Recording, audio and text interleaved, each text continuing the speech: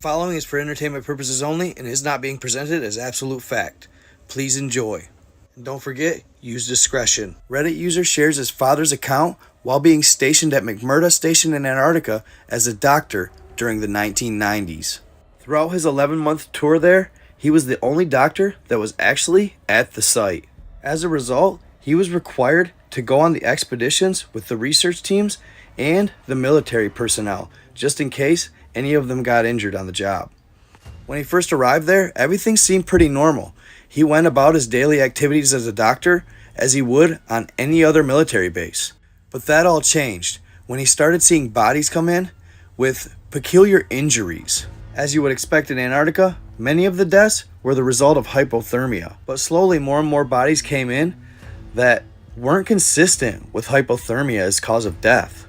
He started seeing bodies with deep lacerations in their abdomen and chest, or missing limbs. So naturally, he'd ask the soldiers that brought them in what had happened, but he was immediately silenced and told to write hypothermia as the cause of death. These were the first clues that told him something more was going on here, and it started to pique his curiosity. It was at this point that he began to observe his everyday activities, especially in the field, with much more intent. He started to pay more attention to his surroundings, especially when he tagged along on the expeditions. That's when he noticed on every expedition, they would take a 5-mile detour around a certain point south of McMurdo Station. What also struck the doctor as odd is that all the expeditions went to the exact same location, about 30 miles south and 10 miles east of McMurdo Station. And when they get to their location, he was required to stay in the truck, so he wasn't able to see exactly what was going on. It was then that he realized he'd have to befriend somebody on the research team to find out more. So this is what he did. He befriended a veteran of the station, somebody who had been there for 10 years. And a couple months after their friendship, he asked, "Why do we detour 5 miles around this location every time we come out on these expeditions?" His friend turned white as a ghost, and he looked terrified, told him to shut up and never ask that question again, and stormed off. His first idea totally backfired, and later that night, while resting in his room, he got a knock on the door requesting that his CO had his presence. This guy was a hard ass, and he was the commanding officer of the entire station. He chewed the doctor's ass, calling him everything under the sun, and told him to mind his own business or he'd be sent back to the States. At that point, Doc knew he had something. For the next couple weeks, it was pretty quiet around the station, until one night, all of that changed. Doc was just wrapping things up, about ready to call it a day, when his door flew open, and there was a gentleman on a stretcher being pushed by 2 soldiers. "Doc, we need your help. He's injured pretty bad." As he approaches the injured soldier, he immediately recognizes that he's not even a person stationed at McMurdo. He took mental note and started treating him. He had lacerations covering his body. "What happened?" he asked the soldiers. "He fell." He instantly knew, bull, no way. The reason he knew they were lying is because the lacerations were too clean. So clean that there's no way ice or snow could have done this damage. Nevertheless, he begins treating the man and trying to ask him questions, but notices that he's really delirious, almost in an anesthesia-like state. And as he's asking him questions, he begins mumbling something he doesn't quite understand. "We shouldn't have let them out. They were in the ice. We thought they were dead." And suddenly, one of the soldiers tells him to shut up and shove something in his mouth. He proceeds to put a gag around the soldier's mouth to keep him quiet, and that's when the doctor had to step in. "What the hell are you doing?" "Stand back," said the soldier as he raised his M16 and pointed it at the doctor's face. The doctor couldn't believe what was taking place, and the soldier yells, "Treat him!" So he wraps him up, and they send him on a plane to South America the next flight. After this, he upped his game, and he really started digging. When researchers weren't looking, he'd snatch their notes and go over them. That's when he first saw pictures of what he would come to call the Striders. He said they were unlike any creature on Earth, like nothing he had ever seen before. But even so, these were still just rough drawings in notepads, nothing definitive. One day, while out in the field, he even tried to corner one of the researchers, a female, but she quickly panicked and told him to stop asking her questions, stormed off. Once again, that night while laying in bed, he hears a knock at the door. The CO was demanding his presence. And once again, he got his ass chewed, was called every name under the sun, and told that they don't want his type there. His commanding officer even told him one more slip up and they're sending you back to the States. But at this point, the doctor was used to this, so he just took it and then went on with his day. It wasn't until later that night that he actually did what got him kicked out of Antarctica and back to the States. When he knew his commanding officer had gone to bed, he went back to his office, broke in, and found some documents in his desk. They were mostly pretty vague, talking about operations and the like, but eventually he stumbled onto something that caught his attention. It was a manifest requesting a pile of ammo. Now, why would they need this much ammo at a station where there's really no threats or nothing that could overtake them on a continent where there's not even really supposed to be military personnel according to the Antarctic Treaty? This was the evidence he needed to convince himself that he wasn't crazy. There is something more going on here. He placed everything back in the desk and went back to his room and went to bed. The next day, he was called to the CO's office again. Yup, they caught him, and he was getting sent back to the States. Funny thing is, he was already pretty much towards the end of his tour within the last 2 to 3 weeks, so they just picked the same date that he was supposed to leave anyway. So at this point, the doctor didn't care what anybody thought. He went around asking everybody what was going on, what they saw, and he got a few tidbits, but nothing really concrete, until a gentleman named Cam Jones came into his office. Jones was a specialist in explosives. He was a Green Beret, but he was also slightly autistic. He was smart as hell and strong as an ox. The only reason he got through training was because he knew how to blend in. He could do a lot of things members of his team couldn't, but most importantly, he had a conscience. The only difference is, Jones had a conscience, and he felt bad for what he was doing. And for that reason, he was approaching the doctor to see if he could help him, maybe act as a shrink for him or something. Well, it just so happened the doctor had a minor in psychology, so he agreed. Why not? It's perfect, really. He lays down and confesses everything that's going on in Antarctica, and the doctor helps him through. And the CO gets a soldier. It's a win all the way around for everybody. Well, one night at about 2 a.m., the doctor hears a knock on his door. It's Jones. He has to see him right now. Piss off, the doctor says. I'm tired. Doc, I gotta talk to you. We have to talk. Please. The doctor could tell by the urgency in his voice that it was something important. So he opens the door. And he proceeds to tell the doctor one of the most incredible stories he's ever heard. It's 5 a.m. the previous morning, and Jones's squad leader wakes him up. Jones, get your ass up. We gotta go. He proceeds to wake up the rest of the squad, and they get ready, all 12 of them. At first, Jones thinks it's the usual escorting researchers to a research station or something along those lines, but it wasn't. Instead, all the men went to the machine known as the Dakar. It's basically a tank that goes in the snow. It's equipped with all kinds of firepower and a minigun at the top. Supposedly a demilitarized truck, but it wasn't. They loaded up their gear and they took off towards the area that everybody avoids. And when they get to their destination, all there is a massive office building in the middle of nowhere. It's similar to the one pictured above. They park and quickly push to the doors and head inside. What they find is absolute carnage. Jones goes on to tell them that there are Great Dane-sized arachnids, but not quite conventional spiders. They're actually somewhat alien, highly intelligent, and they're very lethal. They are tearing the place apart and everyone in it. The squad moves in and begins clearing rooms out, when suddenly one of them yells. He's being attacked by one of the smaller ones. They light it up and they get him out of there. The rest of them continue on. As they're moving through the corridor, they notice that the names on the offices cover a whole spectrum of different ethnicities. Multiple countries were working together supposedly at this office. 2 more guys go down. They drag them out and the rest continue. They push forward and head downstairs, where they find a massive facility, a lab, full of all kinds of equipment.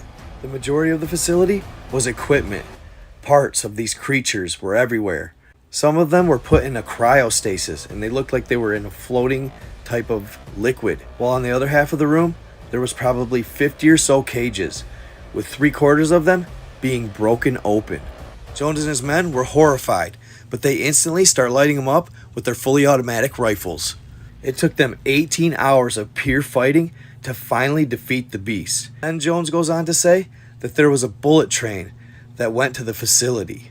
He claimed that the bullet train went to every major city in the entire world, from Melbourne, Australia to New York City. From there, it even went to Hong Kong, China. It was highly advanced tech in that it traveled faster than the speed of sound. At first, the doctor didn't buy it, but then he could tell by the way Jones was telling the story, he wasn't making it up. After everything's said and done, Jones leaves, and the doc can't believe what he just heard. Over the next couple days, the doc kind of calms down and becomes somewhat skeptic of Jones's story again. 2 days later, and he's set to leave the base the next morning, when he gets a sudden knock on his office door. It's Jones. Doc, I gotta talk to you. What now, Jones? I gotta get ready. I gotta leave tomorrow. Doc, it's about the Striders. Oh, come on, man. Really? He's looking down at his desk writing something when Jones walks in. He seems to ignore him until suddenly, pop, something lands on his desk. He looks up. He can't believe what it is. It's one of the limbs from the creatures. All right, y'all. That was it. Obviously, for entertainment purposes only. I hope you enjoyed the story. I thought it was really intriguing. Regardless of any truth, obviously it's for entertainment purposes only. I'm not stating that it's true. I just brought the story to you, and I love to entertain you guys. So, again, hope you enjoyed it. We all know Antarctica stuff is always fire. People love Antarctica, and the stories always hit. So, when I stumbled across it, I had to share it with you guys. So after all this, his son actually finds the hard drives that his father used in his computer, his Apple IIe, while at the facility. He was trying to recover the data off them. Well, in the process, they were just too old. They were from 1988. So the last thing he says is that he's trying to take them to professionals to get the information pulled off them. Nobody's really heard anything back from him since. Nobody really knows what came of it. Crazy stuff, right? Now, obviously, of course, take this with a grain of salt. It is a Reddit story, but nevertheless, a cool story, and it makes one wonder, does this have any merit or anything to do with why they don't want people in Antarctica? Hard to say. In the end, the conclusion that his dad had come up with was that researchers actually found these creatures deep in the ice in a core sample they took. Well, they thought that they were actually dead because they had been frozen for 100,000 plus probably years, maybe millions. Of course, they wanted to get tissue samples and check the creatures out, so they thawed out the core samples. Well, they animated. And that's when these things started being spotted around the continent. What's more is it's believed that there are actually multiple different species of them, from Great Dane to human size to much, much larger.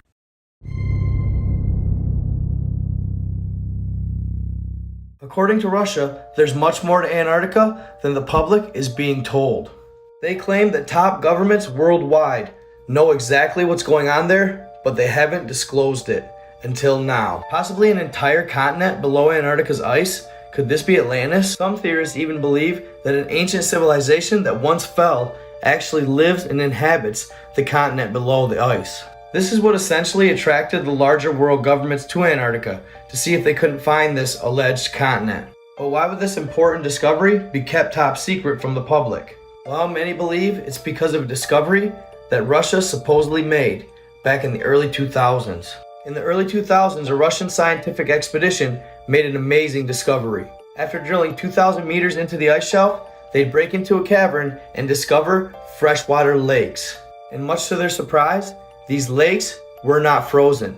It was essentially fresh water that had been isolated down there for what they believed to be 10 million years. So after making the discovery of the freshwater lakes, the scientists decided that they wanted to set up an expedition to drill down to the largest of the lakes, Lake Vostok. It's said that this borehole took over 10 years to dig, and now it's fitted with an elevator that you can take all the way down. This elevator would take 8 scientists down to the lakes to verify their existence. But little did these scientists know, they were about to embark on an expedition that could cost them their lives. Shortly after they began exploring the lake, they would have a run-in with an organism known as Organism 46B. Organism 46B was very similar to that of an octopus, except it was much more lethal.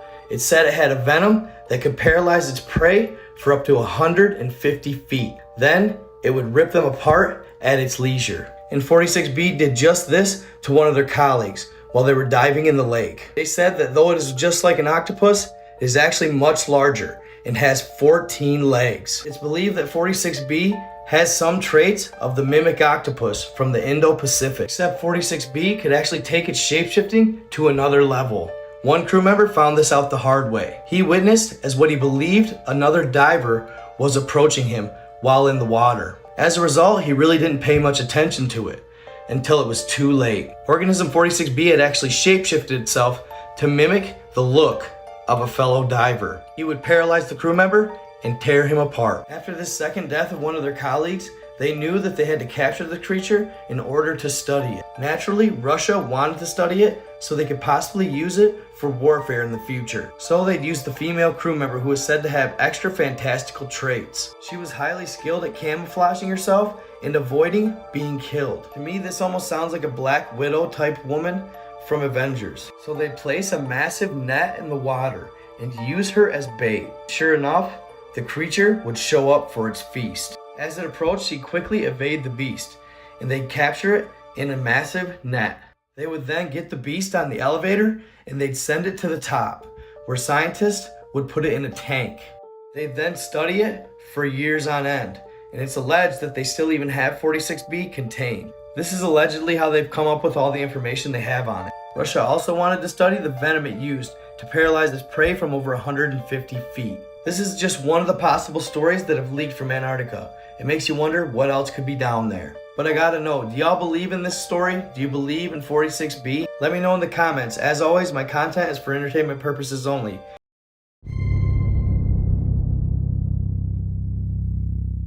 We gotta talk about this.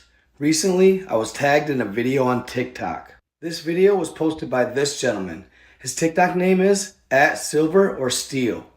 I honestly don't know how it took this long to discover, but he is the first person to bring this up. He starts out his video by saying that much like myself, he's a Google Earther, and he likes to Google Earth before bed because it lulls him asleep. Well, this particular night, he discovered something absolutely crazy. Alright y'all, so check it out. I mimicked the route he took when Google Earthing the other night. He found himself in Antarctica, one of my favorite places to search. And as you approach what seems to be the center of Antarctica, or some believe the entrance to inner Earth, you see the white, Pac-Man looking like symbol. If you click Street View and then tap on the white, this is what it brings you to. It's some sort of office building. But here's where it gets crazy. Here we go. Now it's a company called Focus Immobilia. Look it out the window. You see greenery. Those look like trees and other buildings behind it. So is this the view that you get when you go to the center of Antarctica? Green trees? Looks like a warm climate. So then I dug in a little bit more to the company. That label was in the bottom corner, Delta 360. Notice their symbol. And I really couldn't find much. It seems as though it's based out of somewhere in Brazil, and it's some sort of real estate company. Who knows, maybe he's onto something. They have buildings all over, and I can't help but wonder if these buildings could be in Antarctica. Now this is all just speculation, of course, and it's alleged. But could you imagine It would be insane.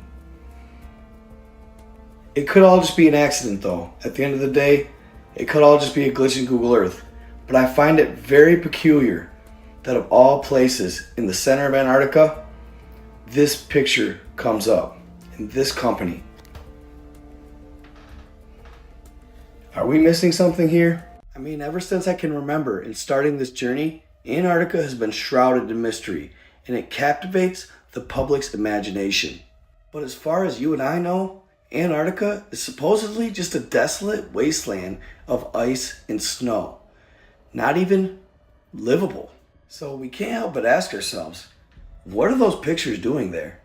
And how did they get there? Do they mean anything?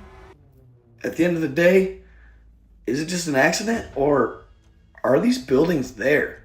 And were those trees in Antarctica?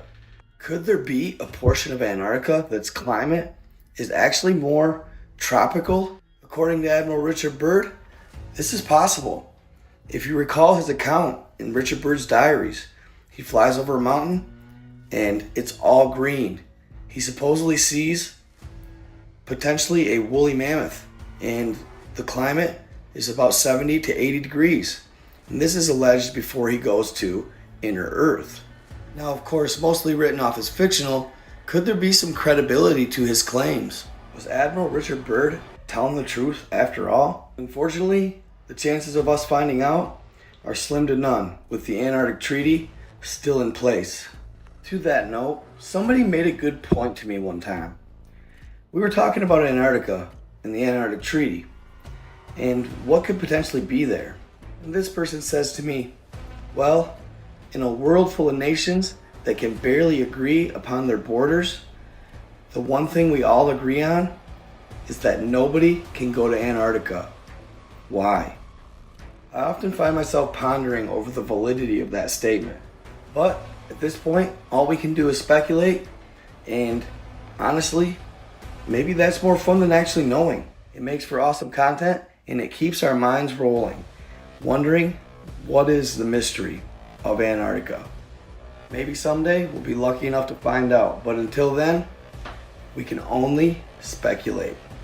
Comment if you were able to see those pictures on Google Earth, and let me know what you guys think. Is that company legit? Is it a front? Was that just some sort of mistake?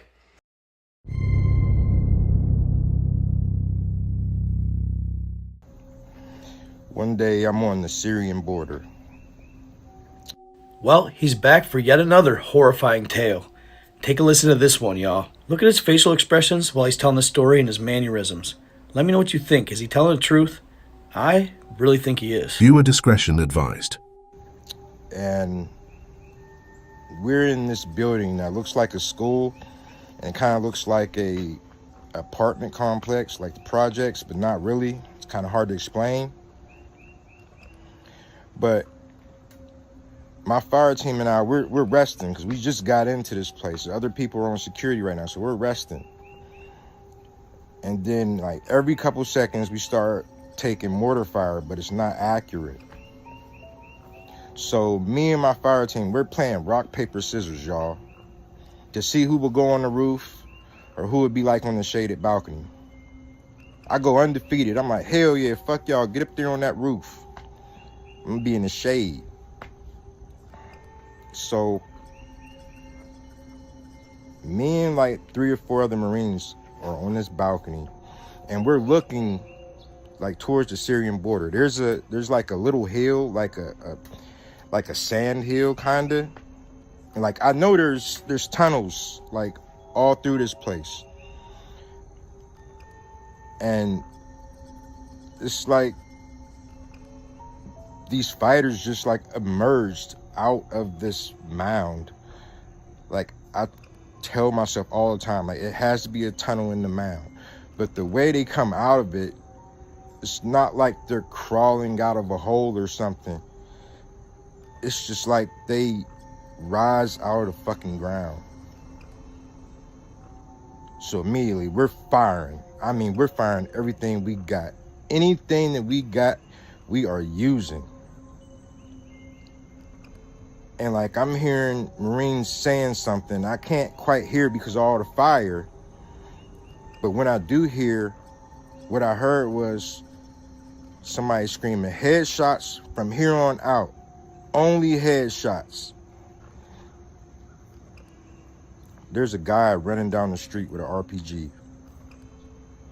And he's getting hit the fuck up for entertainment purposes only. Like he's running with an RPG and you can see his body like shaking from the rounds he's taken in his upper body.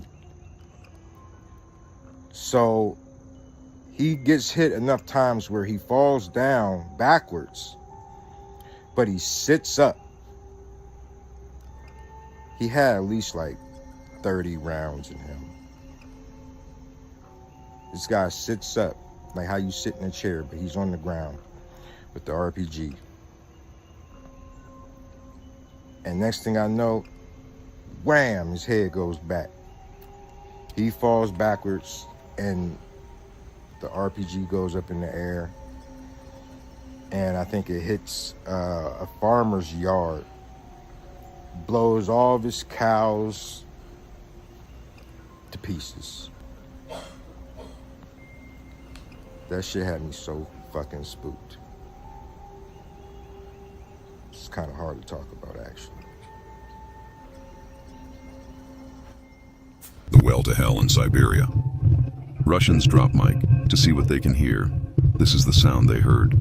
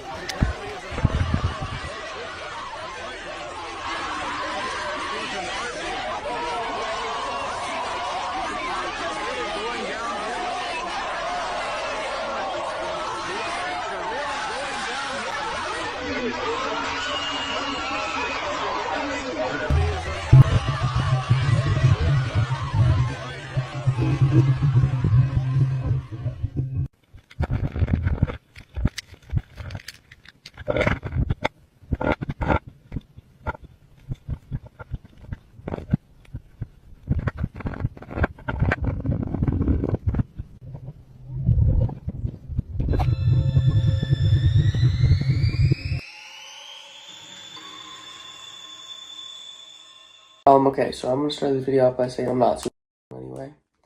This is structured water, and Listen to this kid explain how water can create electricity. Stick around to the end because I have a theory of a real-world example of that taking place, of what he explains taking place. Check it out. this is insane.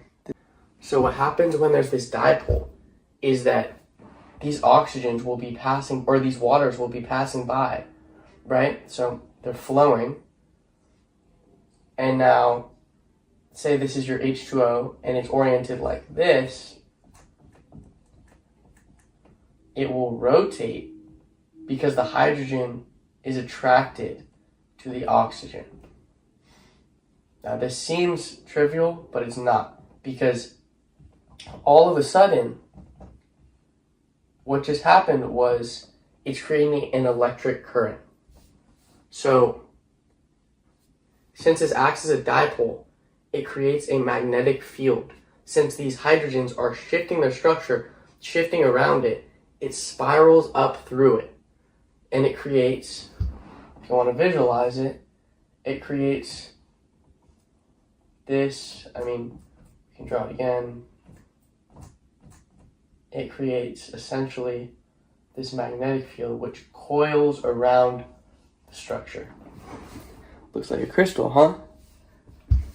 So this is, as you know, magnetic fields. This is generating, so this is the B field, is generating an electric current running through the center of this, which is creating, out of nothing, creating an electric field. Pretty interesting stuff, right?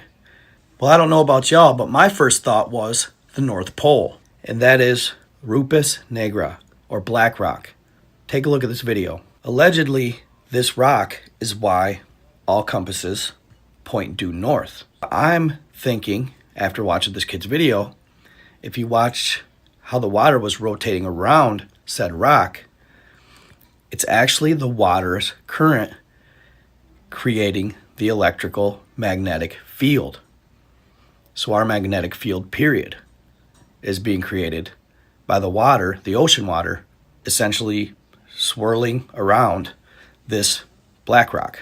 And it creates the entire Earth's magnetic field. It's also said that that is responsible for the tide. Just a little food for thought. Let me know what you think in the comments. Dolphins and sharks ended up in pools after Hurricane Melissa in Jamaica. So that explains.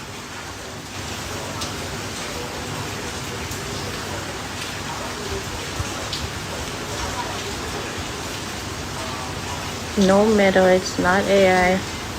Sometimes we're not to be too quick to run with things that we see or hear other people say online, because there are literally persons in the comment section trying to convince other persons to believe that it's actually AI when it's not. We're actually live now, and persons are still saying it's AI on the live. Oh my God, the whole ocean's on the street. This is Jamaica right now. The water came all the way up to the hotel. Look at this, that's a shark. Oh no, there's another one over there. I can't believe it. The sea's just pouring in. Everything's under. The pool's gone.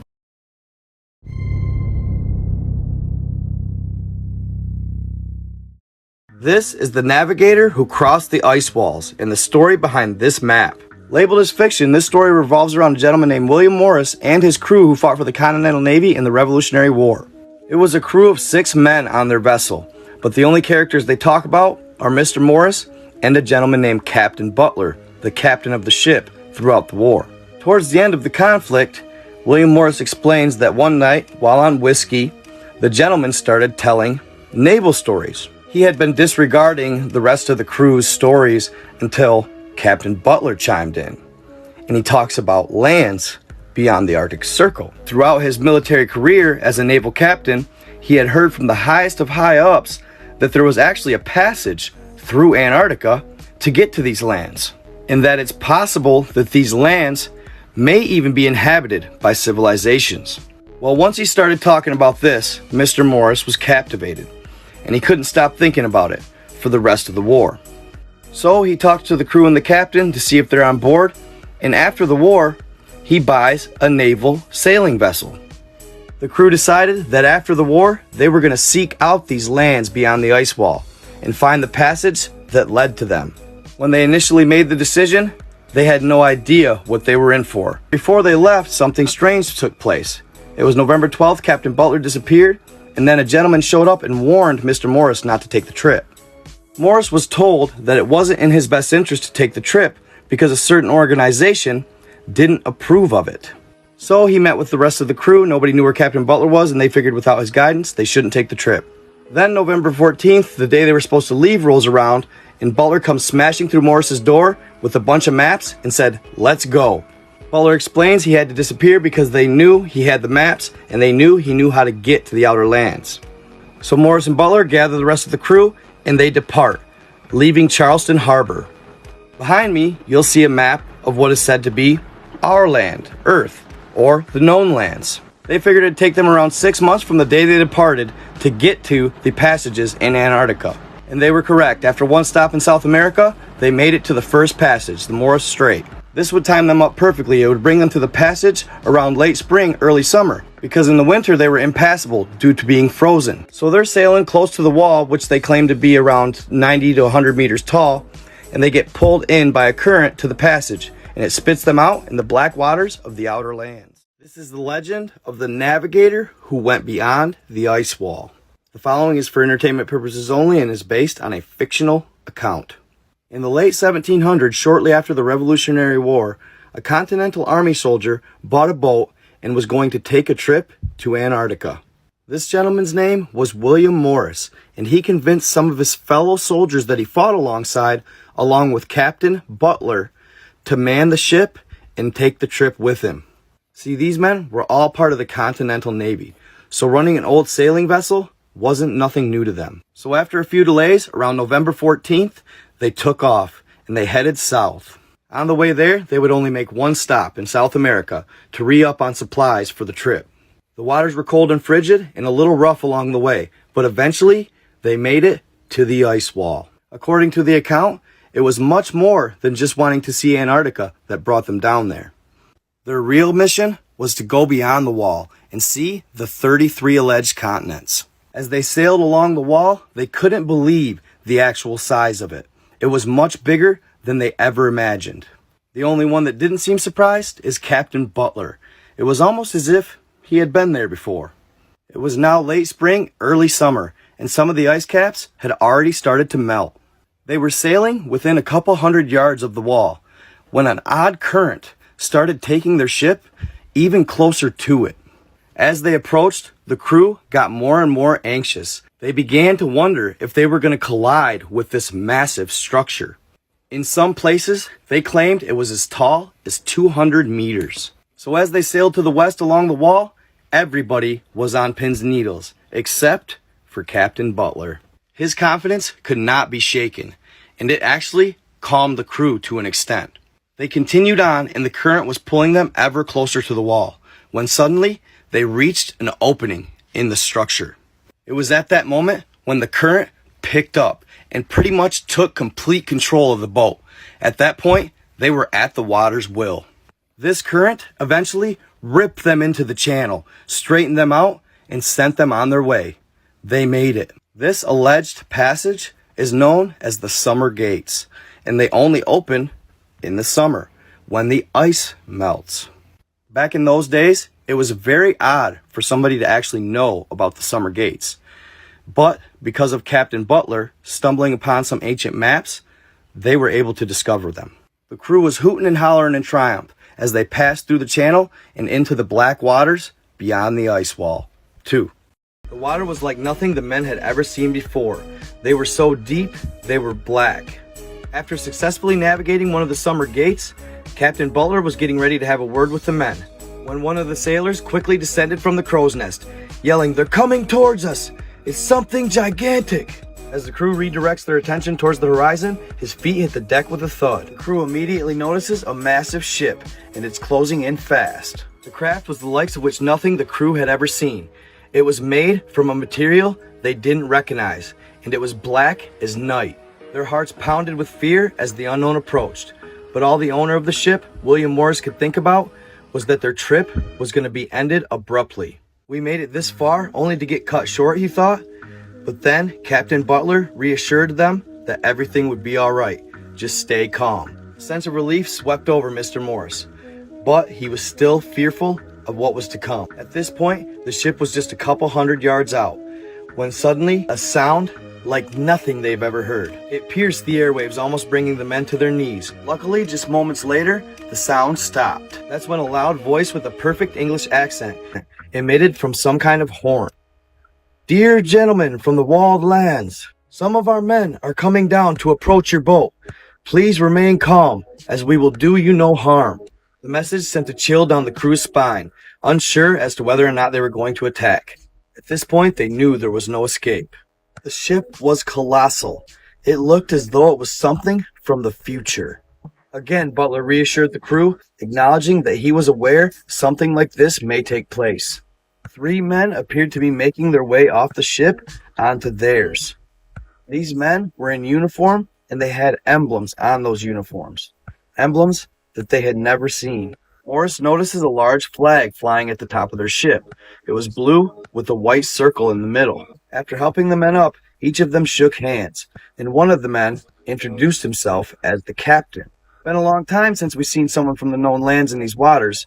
What are you boys doing this way?" Butler spoke out and claimed that they were sailing along the Arctic when a current brought us through the ice wall, and they figured they'd navigate it. As Morris was watching the conversation, he couldn't help but notice what seemed to be a certain camaraderie between Butler and their captain. Their captain looked back at the other two as if impressed with the feat. "Well, sorry about our approach. It's protocol right now.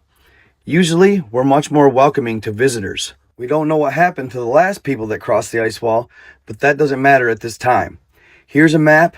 This will take you to the safe lands." This last sentence didn't resonate well with the crew. Safe lands? Well, does that mean there's unsafe lands, they asked. Well, the lands where you come from are quite unsafe now, aren't they? Replied one of the sailors. You men will be fine, he continued. Just follow the map we've given you. But before they parted ways, William Morris had a question that he couldn't help but ask. Where do you come from, sir? From the Ancestral Republic, sir, replied one of the men. We understand that all you boys have questions, but there will be time for that, he'd add. As the three men boarded their ship, they retreated immediately, heads on a swivel, as if they are looking for something. Unfortunately, the meeting left the men with more questions than answers, but Butler, as the assured captain he was, snapped them back to reality. Well, boys, full speed ahead to the Ancestral Republic. Let's go. They had been sailing for a while when the crew asked the captain what he wanted to tell them before the visit. He sort of dodged the question and said everything will be answered when we get to the Ancestral Republic, where it's safe. Remember, fellas, there's people that don't want us in these waters. Had it been someone else that we ran into earlier, this wouldn't have been the same result. We're lucky we got past the ice wall, and now we're headed to safe lands. Once to the Republic, they'll tell us about the situation. It's something more complex than we know. Fellas, the adventure has only just begun. We're in a war zone. It's time to realize that. What do you mean, a war zone? They asked. Who crossed the ice walls in the Ancestral Republic. It was a clear, dark night, and the waters were still.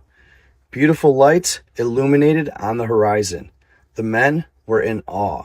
Captain Butler couldn't help but notice their fascination as they approached the Ancestral Republic. They decided that they'd vacate the unknown waters immediately, per the warning they got just a few days prior. The crew arrived at the port of this modern city, waiting to be received as guests. They couldn't help but notice the serene silence and peace that the city emanated, even though all were awake and it was bustling.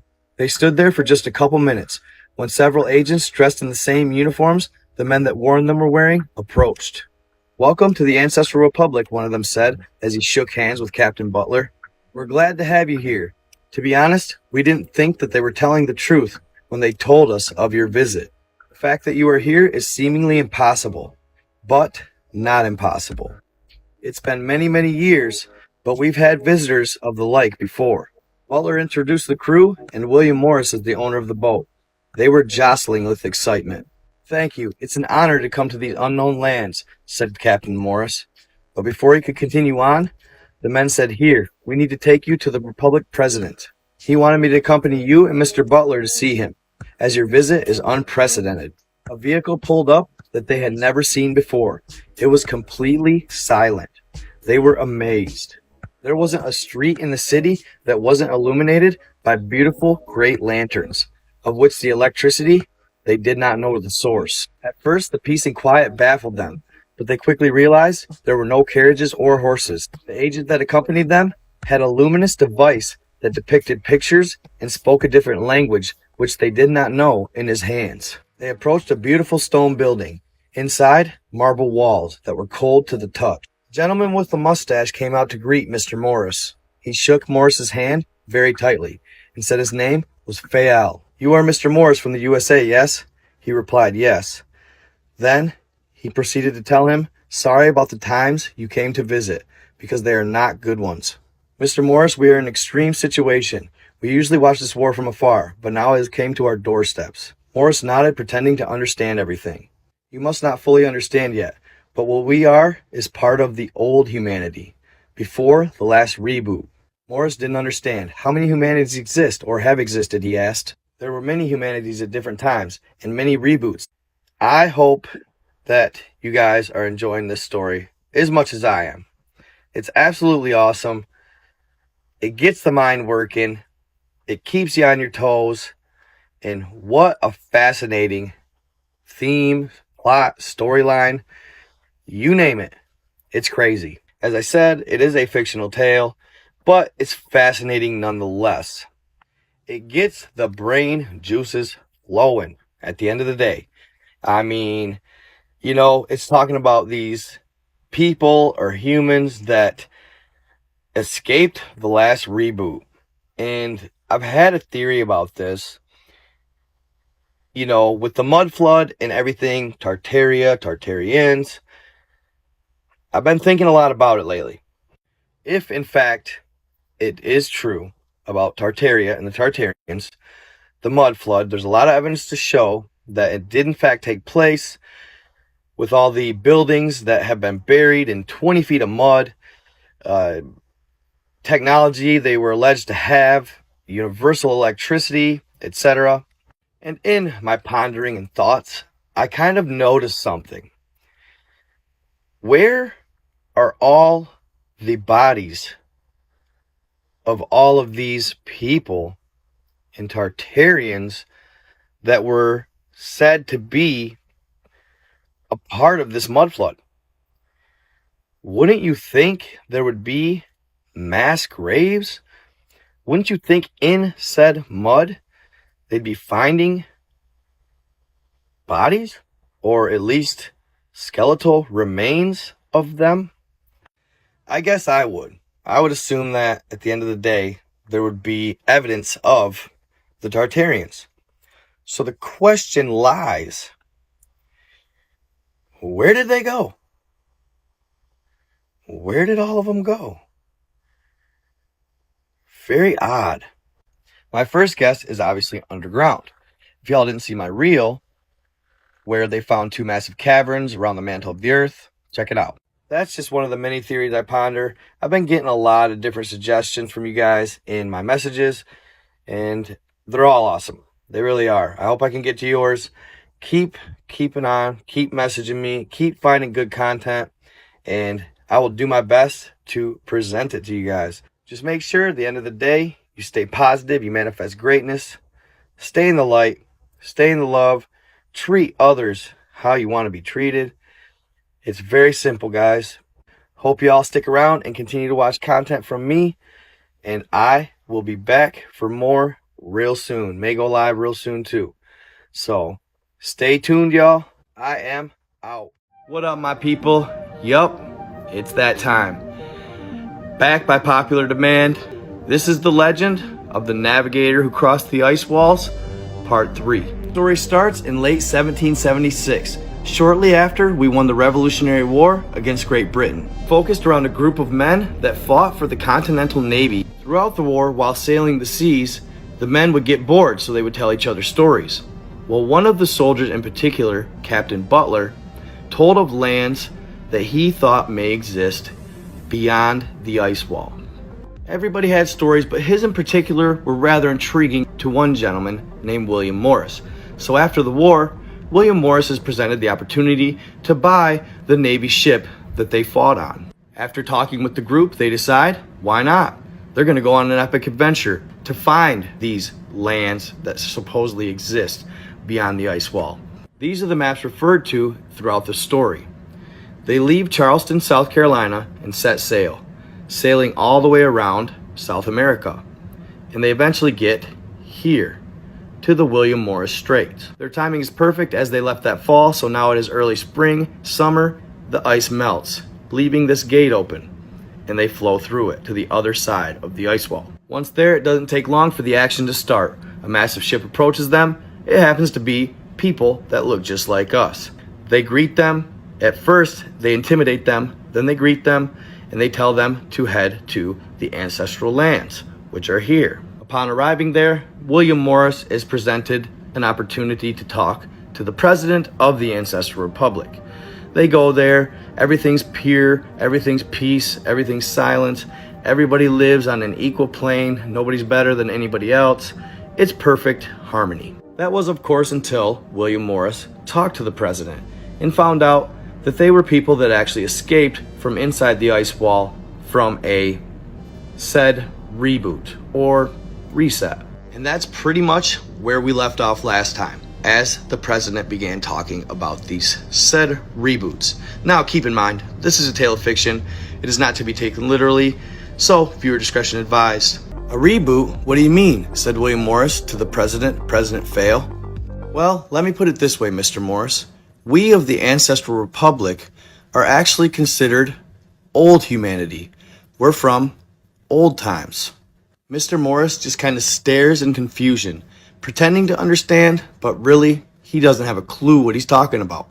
See, Mr. Morris, I really don't have enough time to thoroughly explain everything, so forgive me if I miss some points, but we're going to go over this quickly.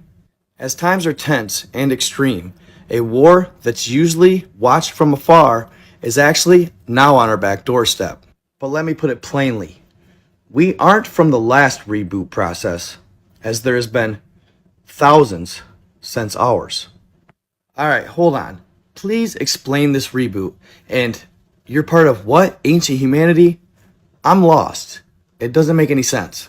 Mr. President, as much as I'd love to say that I'm keeping up with you and completely understand what you're talking about, the truth is I don't. What's this ancient humanity, and how many humanities have there been? There's been many humanities at many different times, as well as many reboots and resets. These are set dates or predetermined times often as to when these resets will take place. The only reason it's done before these set times is under certain special circumstances. In other words, these are intentionally created. Okay, said Mr. Morris. Now, please define said reboot. The president gets quiet for a second, then states, the reboot is a process they carry out in your lands. It can sometimes come in plagues, pests, wars, bombs, meteors, you name it. In fact, it could be all of those combined. You never know. Mr. Morris suddenly got dizzy and white as a ghost. He couldn't believe what he was hearing. He was absolutely mind blown. I'm sorry to break it to you like that, William, but I've got stuff I've got to do. Please take care of him, he said to an agent, and the president went off into his building. Mr. Morris headed back to the boat to let the guys know what he had just found out. After getting back to the boat and breaking it to the team, of course, they had numerous questions as well, and they were absolutely dumbfounded. They couldn't believe what they were hearing. Oddly enough, they all kind of went their separate ways on the boat and sat in silence. The old humanity? They carried this all out intentionally? Who could be capable of such things? Mr. Morris thought to himself. As Mr. Morris was pondering this thought, a deafening sound emanated from the skies above. A large explosion went off in the water near the boat. Boom! They hit the deck instantly. The waves jostled the boat as if it was a piece of paper. Bombs going off all around them. The entire team hits the deck, waiting for the worst. Let's go, Mr. Morris says. The team gets up. They run up to see the cityscape. Everything is flattened. It looked as though it had been war-torn for decades. The only evidence that it wasn't was the fact that there were bodies lying everywhere. The men didn't understand what was happening. They had never seen such weaponry. It was much more advanced than anything they had back home. People were screaming, and an alarm was now activated throughout the city. There was a gentleman running around trying to calm everybody down. All Mr. Morris knew was they had to get off that deck. So they started making their way towards town when the guy trying to calm everybody told them to head to the president's office. So there they went. As they made their way, they tried to help as many people as they could. It was like nothing the Navy men had ever witnessed. Much more gruesome than anything in the Revolutionary War. They made their way past their brothers and sisters. They felt a connection with them. They felt for them. They wanted to help them. And anguish and anger fell over them as they saw innocent people die that day. And they watched the skies as small spheres with red lights darted around, dropping these massive bombs. They finally got to the president's office and were to safety. Mr. Morris looked up to the sky, begging for mercy, but it was a dark, reddish tone. As he glanced at the sun, it didn't hurt his eyes. It was much lighter. He then noticed that the moon was almost black. The odd spheres moved in all directions, faster than anything he had ever seen. They were so fast, it was almost as if they'd disappear for a second, then reappear. There was no order to their fighting. The president's building was full of wounded from corner to corner. Thousands died that day. William set out to look for Butler and the president. Morris wandered the entirety of the presidential building before he finally found Butler and the president. It was the first time that he had seen anguish on the president's face, and this concerned him. Morris yelled out loud to Captain Butler. Butler salutes, and the president still has a look of anguish on his face. He walks up, salutes President Fowl, and offers his duty. The president refuses as he looks absolutely stressed. He proceeds to try and ask the president questions, but realizes he's actually having a heated conversation in a small microphone. And that's when Butler states, "We need the support of the Anakim. This attack was strategically planned. There's no going back now. We must go to war." Morris looks at Butler and states, "The Anakim? Are they?" "Yes, the giants. The Anakim are the giant warriors of the South, and they are the ones who liberated all those on the Ancestral Republic. Well, how did they liberate them? Well, they saved them from one of the Great Resets. According to the book, at a certain point in history, the oppressors of humanity were actually occupied with another war. This allowed for the Anakim to sneak in and help us. They taught us of more advanced technology, how to build pyramids, etc. And what's funny, just based on this book, even though it's a fictional account, it made me think, well, maybe that's kind of how it went. Maybe there is a faction that helps humanity with the pyramids like giants. It makes sense. Back to the story. Captain Butler tells Morris to get some rest, that he'll need it because they're going to embark on a journey to the island of the Anakim, that he'll go round up the team and be ready. It's going to be a unique trip, to say the least. The following story is for entertainment purposes only and is derived from fiction, not to be taken literally. Well, what if I told you, in this story, this is our reality, and this is our universe? A story that consists of 178 different worlds, or realms, surrounded by firmaments. And of those 178 worlds, all of them are surrounded by one massive firmament, known as the First Dome. And in this tale, our world is located here, and they call them the known lands. And these known lands, aka Earth, is surrounded by a massive ice wall. And outside that ice wall, there's 33 continents. This is the reality for humanity in this epic tale, known as the Navigator Who Crossed the Ice Wall. Quick overview: group of Continental Army soldiers after the Revolutionary War sail around the tip of South America, all the way to Antarctica. It's here they make it through the summer gates. They end up outside of the ice wall, and they run into a whole nother faction of humans that live on the Ancestral Republic. These humans claim to be from thousands of years ago, before the last Great Reset, or possibly the Great Tartary. They claim to be saved by a giant race known as the Anakim. Saved from who, you might ask? The Custodians, a race that's been oppressing mankind for thousands of years. What's more is, throughout these thousands of years that humanity has lived in the known lands, we've been reset unknowingly hundreds, if not thousands of times. But the people from the Ancestral Republic are looking to liberate us and save us from the oppression we've been suffering. Of course, this is just a very intriguing fictional account from a story written probably hundreds of years ago. In part 3, we left off where the alien faction in the spherical craft were bombing the Ancestral Republic. These beings are said to be allies with the Custodians, who are always attacking the people of the Ancestral Republic, seeking revenge.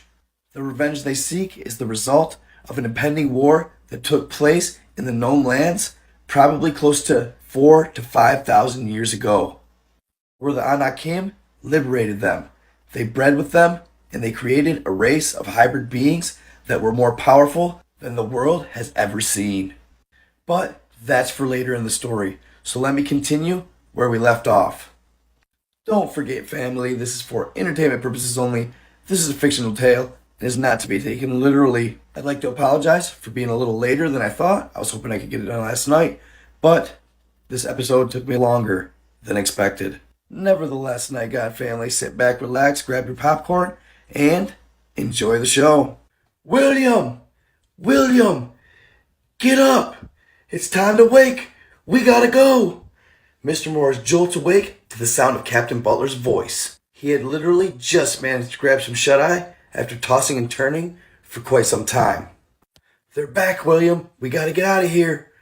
William was looking around. He was at the president's office, but there was nobody to be found, when previously there had been thousands of people wounded and seeking shelter. Upon exiting the building with haste, William immediately ran into his old crew from the Revolutionary War. A huge feeling of relief fell over him, and they embraced each other as they were experiencing this whole adventure together, so it built some sort of camaraderie between them. The embrace was short-lived, and before you know it, they all found themselves staring up at the sky at the orbs, and they were moving in for the attack. Morris and his crew were awestruck. Then all of a sudden, on the other side of the sky, another type of craft entered their view. There's the cavalry, said Butler, and that's when a large group of triangle-shaped craft that also seemed white or reflective moved in on the spheres. All of these craft began fighting in a style that Morris never deemed possible. It was almost as if they would disappear and reappear in an instant. They were moving so fast, it was like they were jumping through a hole in space-time, and the triangle-shaped craft were much faster than the sphere-shaped craft. They were running circles around them.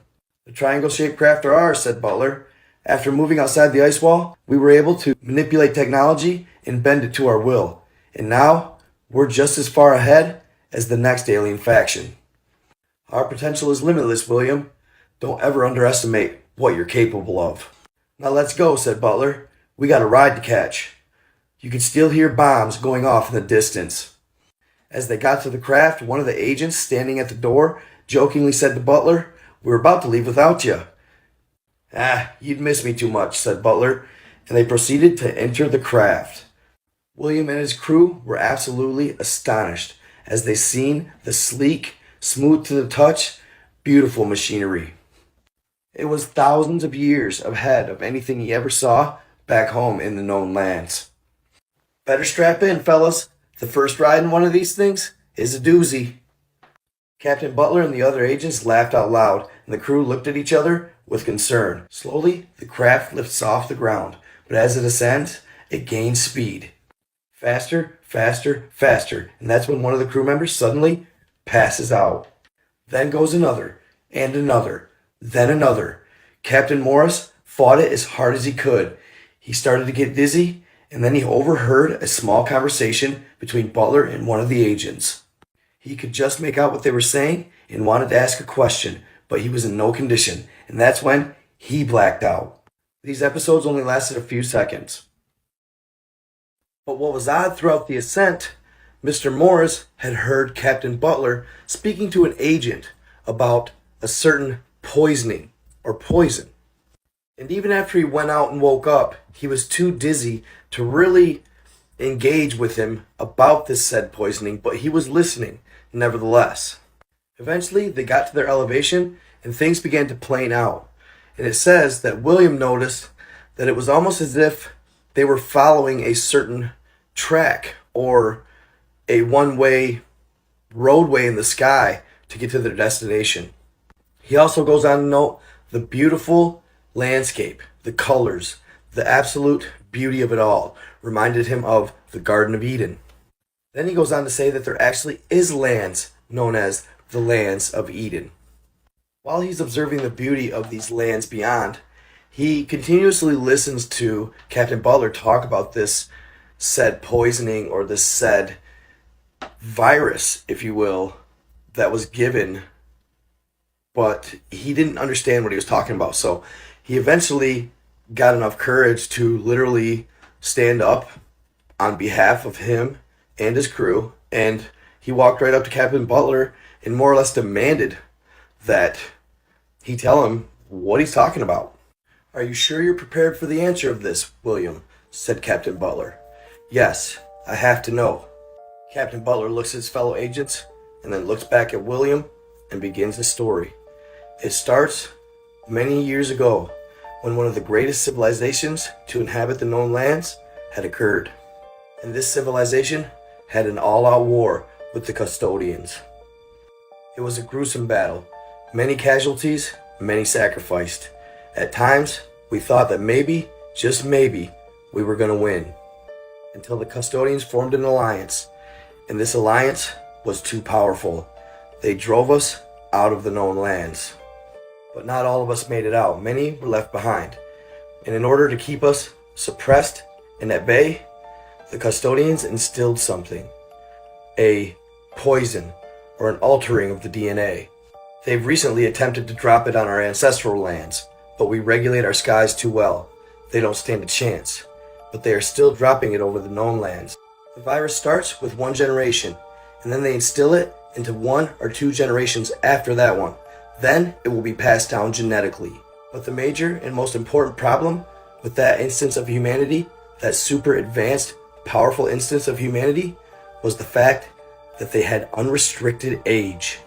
Like Noah in the Bible, many of them lived 500 to 1,000 years. This wasn't ideal for the custodians. It allowed for that civilization to become too powerful and too advanced to learn too much. Mr. Morris had a look of anguish on his face. Yes, William, said Captain Butler. You have it instilled in you.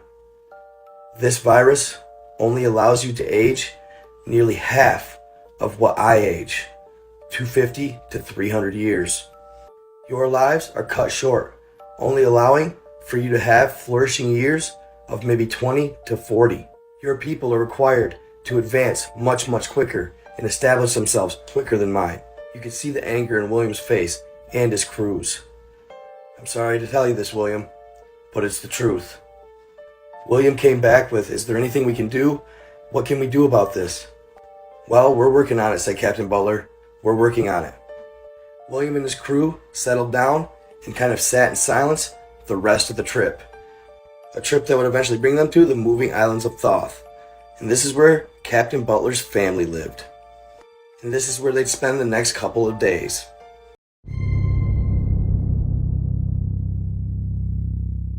Alright, nightgod family, I know y'all have been waiting for this one. This is the legend of the navigator who crossed the ice wall and the 178 worlds beyond the Terra. A woman born in the lands behind the ice walls. She found herself in a dreary gray room, struggling to open her eyes. Every day it gets harder to adapt to the walled lands, where her ancestors were from. A newspaper, dated June 22nd, reminded her of the rigid routine here, where humanity seems trapped in a dark, unchanging abyss.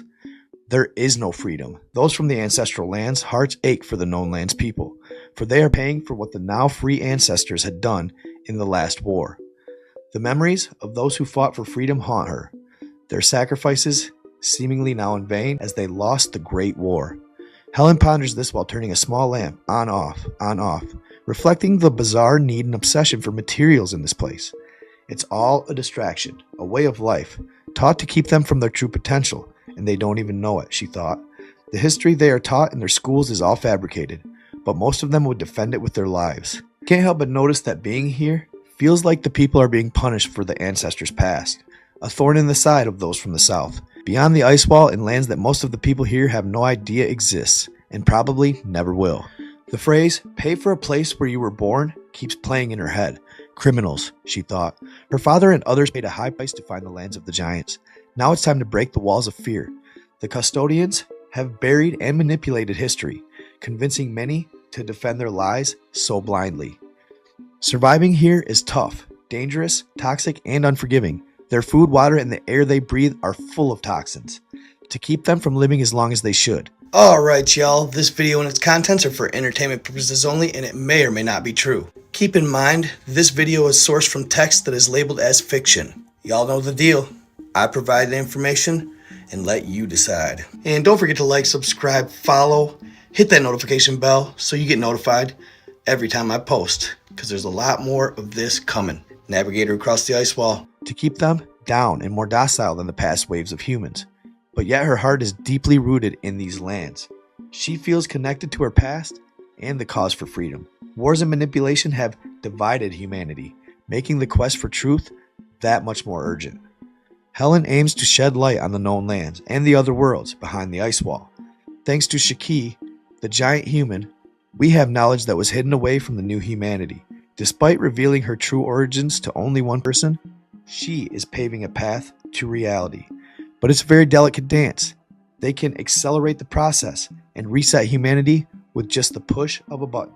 This circle environment is under much heavier watch than before. Living here feels robotic. Love and empathy are few and far between. The custodians, or parasites, as she likes to call them, have controlled humanity for thousands of years. And to break free, we must understand their weaknesses, but more so, their strengths. The custodians. The parasitic race, as mentioned in Chapter 1, bases its technology on attack and defense, focusing on discovering, colonizing, and exploiting other lands and beings. Their origins are unclear, but theory suggests they merged with locals after being attacked by another race, leading to their advanced development. It was the carrion race, it was like a bird-like species, and that means they crossbred with them. Custodians were the first to leave their world, known for their destructive and colonizing power, reaching various worlds. Defeated twice by different races, they remain vengeful and likely to try again. They also attempted to enter the mysterious celestial lands, believed to be the origin of humanity.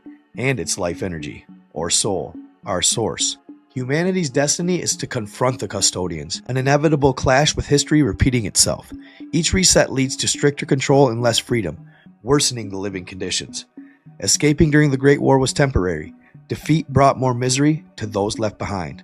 Custodians manipulate humans, resetting them to erase their past, starting anew without parents or grandparents. They control the technological distribution, and influential figures reinforce this control. Custodians view humans as inferior and maintain this strict control, even considering resets to prevent one human from escaping. The leaders sometimes debate about eliminating the human race as a whole. Humans perform necessary tasks, creating internal custodian conflicts. Some of them, like us.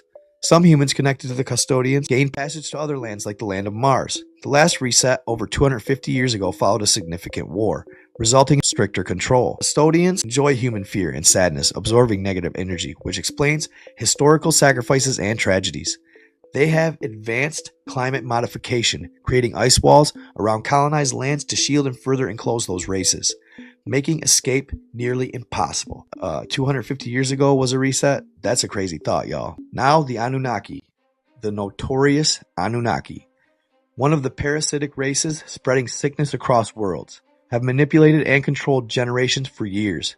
They are one of our enemies, hostile and power-hungry, known as the creators of the pyramids.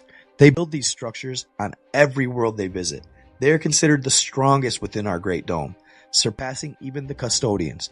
Their technology is highly advanced, particularly their weapons that penetrate the domes, making them feared by other races. They utilize portals for transportation, giving them a significant advantage. Historically, they defeated the custodians during a great conflict. Shortly after, the ancestors started fighting the custodians. And they would have won. The ancestors had the custodians on their heels, on the brink of losing their precious known lands. So the custodians did something they absolutely didn't want to do. They swallowed their pride and went to the Anunnaki for help. In their first meeting, their pleas for help fell on deaf ears. The Anunnaki still had a sour taste in their mouth from the previous 5,000 years of fighting with the custodians. So they went back to fighting with no help, and this time they were on the very edge of losing the known lands. Knowing this, they compiled some massive stashes of gold. I'm talking mountains of gold that they had stashed across multiple different circle environments. They knew that the Achilles heel of the Anunnaki was that they loved gold. See, the Anunnaki's home Terra had lost its great dome, or its atmosphere, and it protected them and gave them the climate they needed to survive. The only way to replenish this was to atomize gold and shoot it up into the atmosphere. So strapped with literally tonnage of gold, they went back to the Anunnaki and asked them again, explaining that if they don't, who knows, the Anunnaki could be next. This, coupled with the gold and the fact that they love the known lands as well, they decided to help the custodians. This would be the deciding factor in the Great War. With the Anunnaki and custodians teamed together, the ancestors stood no chance and had to leave the known lands. Shortly after this, the custodians opened massive gates at the bottom of the ocean floors and let out the waters below, resulting in the Great Flood that ravaged the earth. And they stopped us from defeating and becoming free in our lands. In various stories from the known lands, the Anunnaki are often depicted as reptilian beings, but they are in fact very tall, up to 5 meters, with yellowish-green skin, which is dry and scaly. They live in arid zones with minimal vegetation. Their eyes are yellow, red, or black with distinctive slit irises. Depicted in many forms with humanoid bodies and various animal heads, they have confused the true history of humanity, conditioning human minds through oppression and conquest. They lack empathy and share a thirst for power and control, similar to the custodians.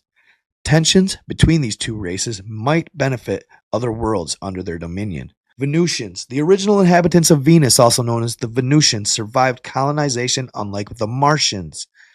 Legends suggest early humans sought an alliance with the Venusians to resist the colonizers, but this was disrupted when the custodians colonized the walled lands. Some theories propose that early humans escaped to Venus, where Venusians focused their technology on spiritual development rather than warfare.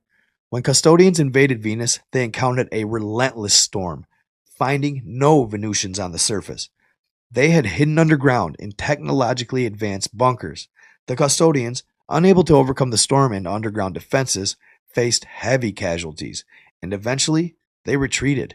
Despite their advanced technology, custodians failed to conquer Venus. A significant custodial leader reportedly ended up meeting with a Venusian leader, the Venusian leader pleading for peace and the liberation of humans. But the custodian leader, it was a staunch no, leading to the custodian's departure with significant losses. This story spread throughout the realm, and then people tried to imitate this storm in other circle environments, but it resulted in disastrous outcomes. The Venusians' resilience and advanced underground technology marked a rare victory against the custodians, highlighting their ability to protect their world and their people. Next, we have the Draco, also known as the Edemenes, inhabit the Draco lands located northwest of the known lands. These beings, once visitors to our lands, are renowned for their advanced weaponry and significant psychic development. Some of them possess telepathic abilities, which they use to subdue enemies or colonize other lands. Through a treaty, Edemenes allied with the Custodians, but initially, the Custodians attacked when the Draco were not at their peak. The Draco lands consist of 2 large continents with lush vegetation and exotic plants. A great wall of ice left by the Custodians surrounds their territory, but did not prevent the Draco from conquering lands like Osiris and Anubis. Their technology flourished, especially on the Paradise Islands of Anubis, where they established military bases. Land of Mars. Behind the ice walls of Mars lies a vast world. Historically significant to humanity, Mars was home to a diverse civilization before being annihilated by colonizers. The Martians, known for their technological and spiritual advancement, chose to die in battle rather than submit to colonization. The Anunnaki, surprised by their total resistance, learned from this first colonization. They had never seen a being stand up like that before. They found it to be noble.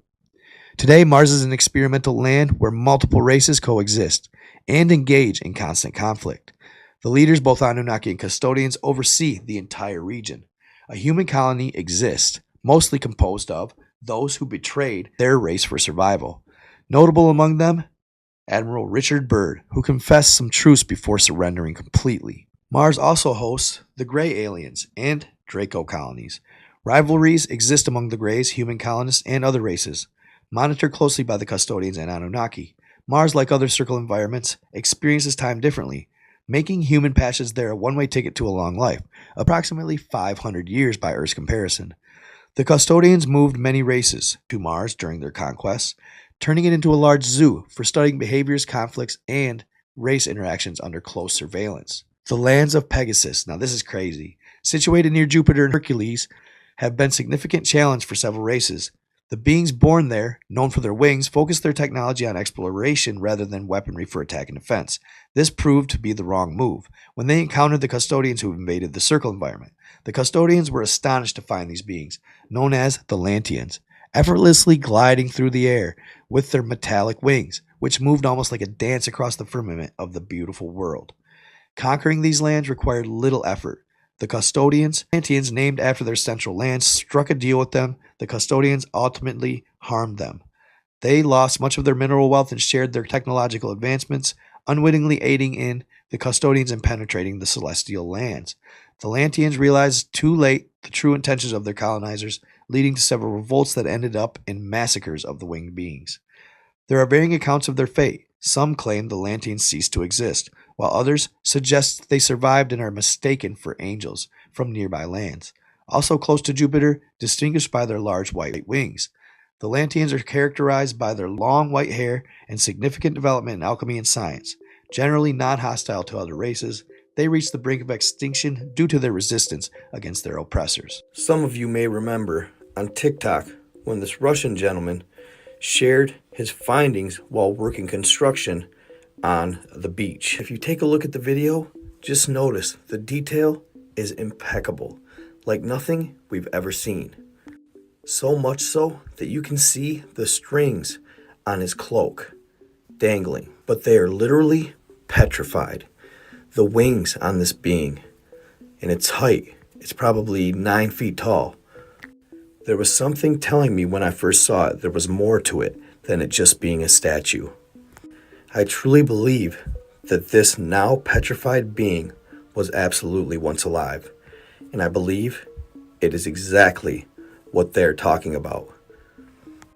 It's from Pegasus, and it is absolutely Atlantean.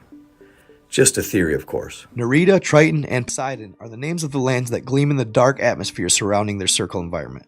But because of the harsh storms and arid conditions of their world, large portions of their lands remain uninhabited, with major cities built on the most fertile grounds. Despite this, the Neptunians have created colossal structures, some towering twice the height of those in the known lands. Silence pervades this dark world, where the sun is an opaque presence. Technological advancements have enabled the Neptunians to overcome their environment's challenges. Tall buildings and numerous pyramids, legacies of Anunnaki colonization, dominate their cities. The Anunnaki, known for deceitful technology exchanges, eventually betrayed and colonized the Neptunians, stripping them of their resources overnight. The Neptunians, initially focused on spiritual and personal development, also had significant military capabilities. However, these paled in comparison to the Anunnaki's superior technology. Defeated, the Neptunians were forced into servitude, benefiting their colonizers until they eventually rebelled. Fierce battles ensued, with Triton becoming a chaotic epicenter where much Neptunian blue blood was spilled. The Anunnaki remained their enemies, though a truce was eventually reached, leading to the Anunnaki's withdrawal. Today, the Neptunians enjoy peace and high technological development that benefits their environment and spiritual growth. They maintain peaceful relations with neighboring lands and races, but remain vigilant against potential threats from the Anunnaki or others. Do the Neptunians travel to the other lands? It is said they explore other territories to learn about different races and establish connections, though they haven't visited the known lands or communicated with its leaders.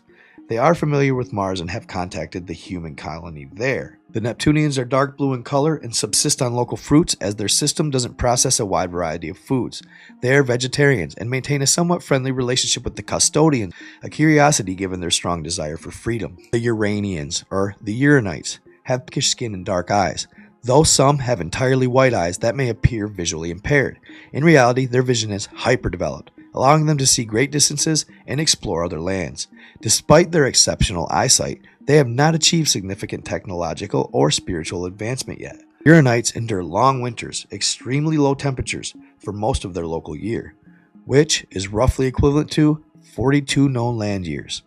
They are long-lived beings, but their lifespan has decreased due to the strange diseases resulting from laboratory alterations and body manipulations by the custodians. The custodians invaded their world when Uranites were in the early stages of development. Initially uninterested in them or their minerals, the custodians' interest surged upon discovering vast quantities of valuable minerals beneath Uranian lands. Uranium, maybe? This led to massive excavations, leaving the surface scarred by custodial machinery, with local forces to work under severe conditions, almost as slaves. Due to this exploitation, Uranites experienced minimal development. The custodians ensured that the Uranites remained undeveloped to prevent any moderate progress. Today, Uranites are mostly concentrated in their core land, Titania. They are generally giant beings, standing 4 to 5 meters tall, with 2 very long arms. They feed exclusively on vegetables grown in their lands and surrounding areas. The surrounding lands have a climate similar to Neptune's lands, characterized by harsh conditions. Despite their resilience, Uranites remain under custodial dominance, struggling with the manipulated environment and the diseases that have plagued them since the custodians' arrival. In this vast circle environment, several lands each host unique ways of life. The natives strongly identify with their birthlands and are clearly divided, having experienced significant internal conflicts in the past. These constant internal wars stem from the Anunnaki's early invasion of their lands.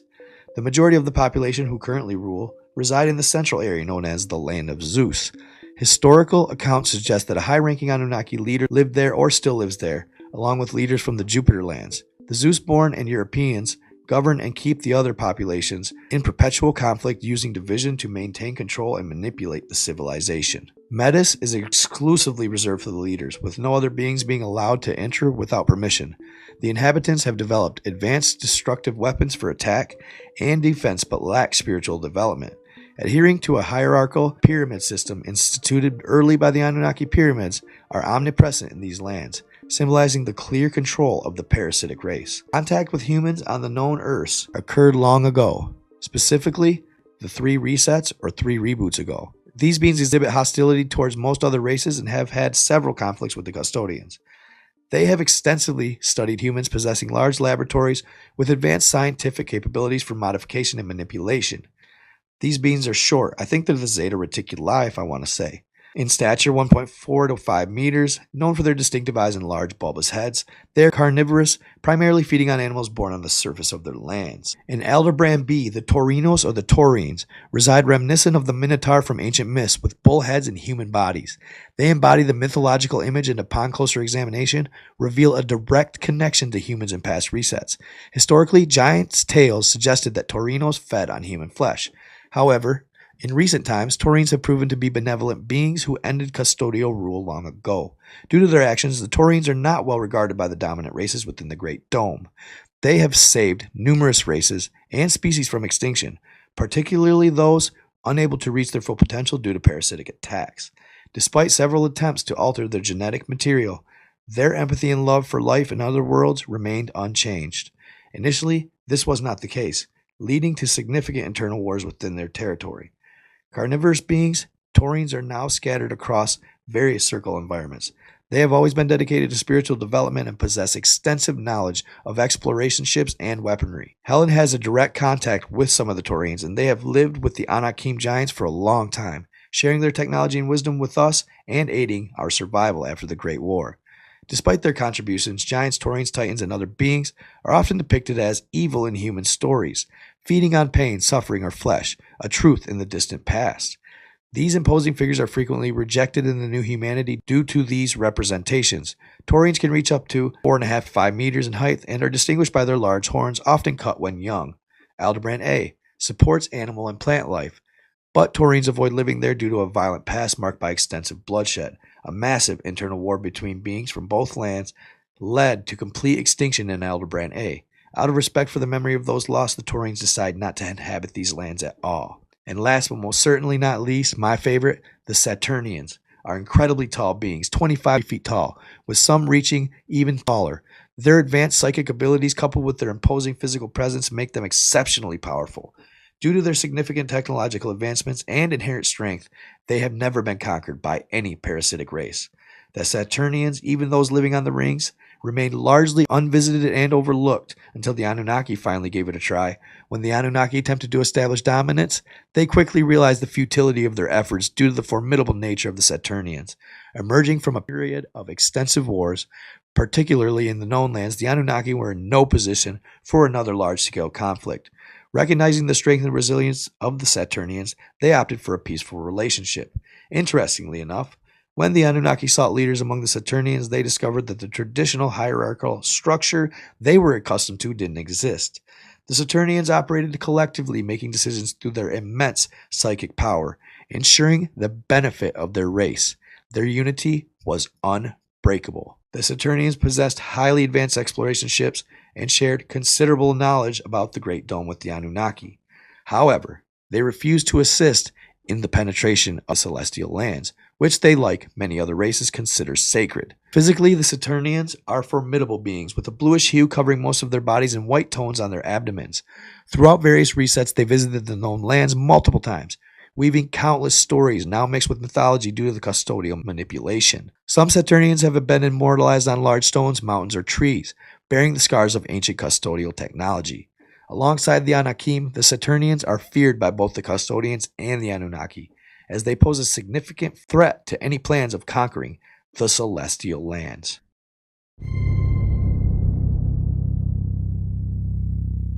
A couple weeks ago, a woman showed up to the Japanese International Airport in Tokyo with a country on her passport that is not of this planet. It began on a cloudy evening at Tokyo's Narita International Airport. A single airplane arrived, its cabin lights dimmed, its passengers quietly filing off. Among them was a slender woman in a dark trench coat, carrying a single carry-on bag. She moved as though she didn't quite belong, composed, yet with a hint of fatigue in her eyes. She approached the immigration desks, clutched a passport in her hand. What made people pause? The passport's cover was unfamiliar, etched with a crest no official recognized. The name of the issuing country was Torrenza. At first glance, the immigration officer assumed it was a forgery. He asked, "Torrenza? I'm sorry, I've never heard of that country. Can you spell it?" Torrenza, without hesitation. She answered questions in fluent English, or, in some retellings, in quietly accented Japanese. She explained that she was returning home. The officer typed Torrenza into the database. Nothing appeared, No flags, no country, no code, no records. He asked her for her visa papers, but they were similarly alien. Stamps from unknown cities. Holographic seals that used motifs that no one recognized. She handed over a biometric chip page, which electronic scanners read as valid, a strange paradox. The machine accepted it, but the system couldn't match it to any known country on Earth. Word was passed up the chain. Higher-ups were summoned. She was escorted away to a private holding room behind closed security doors. Security cameras supposedly tracked her as she walked, though many later said the footage had glitches, flickers and frames missing, shadows that shifted. Inside the room, the woman was questioned. Where was Torrenza located? Who were the neighboring nations? She replied, "It's far. It shares borders with landscapes you wouldn't believe." She spoke of rivers and mountain ranges not on any map. She described cities whose names meant nothing in any known language. Meanwhile, the immigration officers and security cleared their schedules, debated contacting foreign embassies, tried to reach their own government ministries, yet no international office would confirm Torrenza's existence. No embassy answers, no diplomatic cables. Hours passed. Some versions say she was taken to a secure facility. Others say she vanished, that the doors to her room were later found ajar, her records inexplicably erased, her suitcase gone. Once she disappeared, the only trace left was a ghost in the logs, an entry saying, "Torrenza incoming," with no further data. In some tellings, the story ends with an occult touch, a low hum in the security corridor, screens that flickered, then cut to black. Authorities later denied any knowledge of it taking place. The public was told no such incident had occurred, but conspiratorial whispers continued. They say, where did she go? What world is Torrenza in? And if one person can cross into ours from a land uncharted, what else could possibly slip through? Are you ready for a deep dive? The following are all videos from Antarctica and some from beyond Antarctica. The very first one I'm going to show you is supposedly a hidden civilization just past Antarctica. They go undetected because allegedly there's an invisible barrier surrounding the city that doesn't allow any signals in from the outside world. But it's said somebody was able to get this video because one day that invisible barrier broke down. They were able to hack one of the cameras surveilling the city and get this footage. Whether you believe that or not is up to you. It's very peculiar and it looks legit. This was before AI was even here. This video's been around for quite a while, so take that for what you will. Check it out.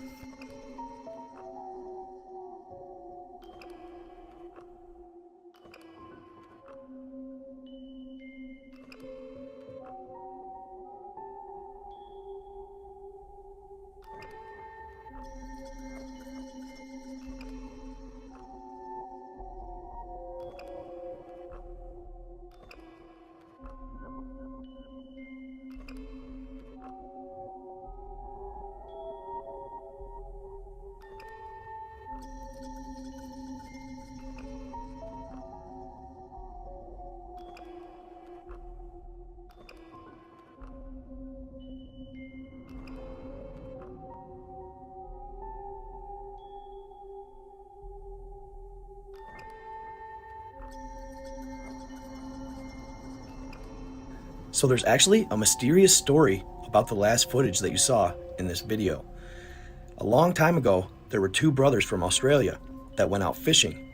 They decided to keep sailing as far as they could until they could sail no longer. Well, eventually, they reached a point where they ran into a massive wall. But instead of looking like ice, it looked almost as if it was like clouds or the sky. It was almost as if it was some sort of hologram. But as they approached, they noticed a large number of shipwrecks floating, battering up against this wall. There were ships as far as the eye could see, half sunk, and seemingly no sign of life aboard any of them. What was weird about it is, while some of the ships looked fairly new, there were some that looked old, like they could have been from the late 1700s, early 1800s, which made them think, how long has this been going on? As you can imagine, this gave them a very eerie feeling. So naturally, they decided they should radio somebody, possibly the Australian Navy or the Coast Guard, to get them out there to investigate this anomaly. They picked up their radio and did a mayday call to anybody in the area. The Australian Navy happened to hear their call, but when they responded, they got nothing back, and those two boys were never heard from again. The Navy would search based on their call, but they would never find the shipwrecks that they explained over the radio. And no one knows exactly what happened to those two brothers to this day.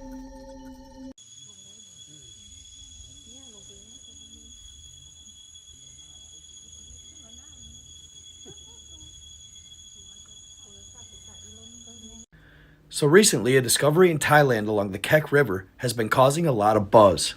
Locals are referring to it as the giant snake rock because of its uncanny resemblance to an actual snake. The petrified giant was discovered by a woman named Goodnight who was on a fishing trip when she was startled by its appearance. She realized quickly that it was stone, but she claimed that it was almost as if it was staring at her. It wasn't long, though, after the initial surprise that she realized she discovered something special. Of course, the mainstream's trying to just chalk it up as a process that takes place over millions of years, and it just resembles a snake. But it looks so close to a snake that it's undeniable. I'd be curious to see or hear what the locals had to say about it. And it really comes as no surprise because the Naga caves are also located in Thailand. It's hard to believe this is a natural process that makes the rocks look this way. These look like petrified giant snakes, without a doubt. Check this out.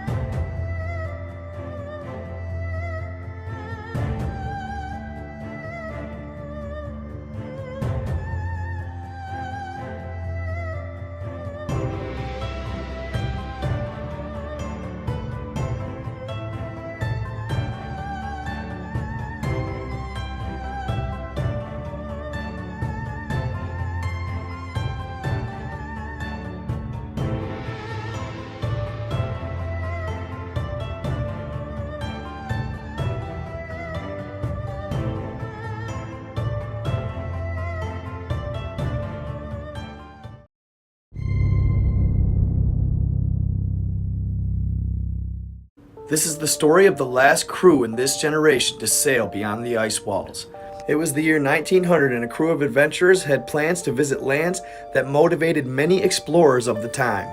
The frozen tundra of Antarctica had captured the imagination of sailors across the world. This was during a time where the icy continent was an open book. There was no Antarctic treaty yet, so there were many who sought to traverse the frigid waters to rewrite history in their name. And one crew in particular, in their attempt to do that, would end up in a place that they never imagined. A place where very few had uncovered, and even less had returned home to tell their tale. The old but faithful vessel headed straight to Antarctic waters on September 28th. As a captain, Ernest had almost 40 years' experience under his belt. He knew every port and every corner of the Atlantic Ocean. He and 10 other sailors were passing through Drake Passage. The waters were unrelenting, beating and battering the ship back and forth. The swells reaching 20 and 30 feet. And although the crew had much experience in these types of waters, at night, it only got worse. The pitch black filled the space around them like a void, and death seemed to be calling them closer by the minute. This, coupled with a great storm, angered the waters even more, and it bashed their vessel like a battering ram from God himself. Their boat was getting tossed around as if it was a child's trinket. They were at the mercy of Mother Nature, and they were fighting for their lives. The entire operation was out of control for several hours, but it seemed like an eternity to the sailors. Eventually, it came to a point where they had done all they could. With their clothes soaked to the bone, they huddled in the middle of the ship and left the rest to the gods of the sea. But as they now stood together in the middle of the ship, they noticed that every once in a while, the waves seemed to give way, and this gave them a new hope. But this hope quickly turned to fear when they realized the strange ice walls that were ahead of them. To avoid hitting the massive walls of ice, they turned the boat and started to sail parallel to it. But they quickly realized the further they got from the wall, the more intense the waters got. so they found a happy medium to where they were surviving. As they sailed along for a few miles, they quickly noticed something odd about the ice wall. It looked as though there was a massive break in it, where the waters were much calmer. So they made the obvious choice. They headed for the passage where calmer waters lie. But on the way to approach it, they realized it was creating some sort of swell within the passage. At first, they were perplexed, but nevertheless, they had to approach. And as they went in it, something even more strange took place. The swell didn't intensify, but from the sea below them, a vortex started to turn and rise from the waters. For a few moments, they were headed in the same direction, all their navigation equipment going haywire, and they began to spin, then increased speeds, and they were spinning at a rate they couldn't imagine. At this point, the men were so dizzy, they had to sit on the deck. They couldn't stand any longer. They all fell to the deck of the wet boat, and when they opened their eyes again, the frigid cold that they once felt was gone. As they peered back, they saw the vortex once again start forming in between the cracks of the great ice wall. They looked at each other thinking the same thing. What the hell just happened? And that's when they looked up and noticed a red dot in the sky. What could it be? Another planet? With their compasses gone awry and their navigation equipment shot, they looked around, not knowing what their next move would be. That's when they spotted the only land visible to the naked eye. And what else could they do besides approach it? After what they had been through, it was the only choice. What were the chances? Going through two vortexes of light and ending up in calm waters with the sun shining? It was the only possible salvation they could possibly achieve at this point. After a short period of sailing, they arrived at the island's shores, uneasy to what dangers might await them. They sat on the boat for a few moments looking around, making sure it was safe to go ashore. Eventually, they did just that. They could see off in the distance that there was much vegetation that could provide possible food, and they were starving, so they went to shore. But some of the men cautiously stayed behind, out of fear of what could be lurking on that island. Those that went to shore rushed to the vegetation, where they found lush red fruits and immediately began eating them. After eating, they waited for a short period to make sure there was no adverse side effects. As soon as they noticed there weren't any, they continued to indulge. After getting their fill, they made baskets out of shirts, loaded them up, and took them back to the ship. Night fell, and they sat on the boat, perplexed as to their position at the moment. Something still just didn't seem to set right, but with full bellies, the captain eventually let himself drift off to sleep. But not before he assigned the crew to rotate in shifts and keep watch, just in case anything hostile approached. All was quiet the first couple hours of the night, but it wasn't until about halfway through that something sinister took place. As the ship hand on watch was peering out into the darkness, he noticed an odd light emanating in the distance. This light had shone brightly just above the water, and it was approaching at a decent pace. As they got closer, he quickly noticed that the light seemed to be coming from under the water. It looked like the lights were individual, but part of a large mass. For a second, it seemed to stop, and then it started approaching the ship much faster than before. That's when he started yelling, "Captain! Captain!" Woke him from a dead sleep. "Captain, look!" He looks out to the water, and he can see the lights approaching at a rapid speed, 50 yards, then 25, and suddenly they stop, and they poke their head above the water. They can see the bright yellow eyes staring at them. Then suddenly, thump, thump, thump, thump. They look around, and it seems to be spears. Then out of nowhere, one of the men lets out a scream and falls into the water. "Man overboard!" The crew rushes over to help the fallen man, but they see as these creatures grab him and pull him under the water. The men are stunned, the spears still flying through the air. They seem to be made of whalebone and stingray barbs. The creatures were now close enough to get a good look at him. Their faces were scaly, and they had unkempt hair between holes on their head that pushed out water. "What the hell are those, Captain?" "I don't know." Then suddenly, one pokes its head up, with its eyes emanating yellow light. It let out a loud scream that sounded like a siren. They quickly surrounded the boat and began beating on the bottom of it, causing all kinds of noise. "All right, boys, drop the sails. We gotta get out of here."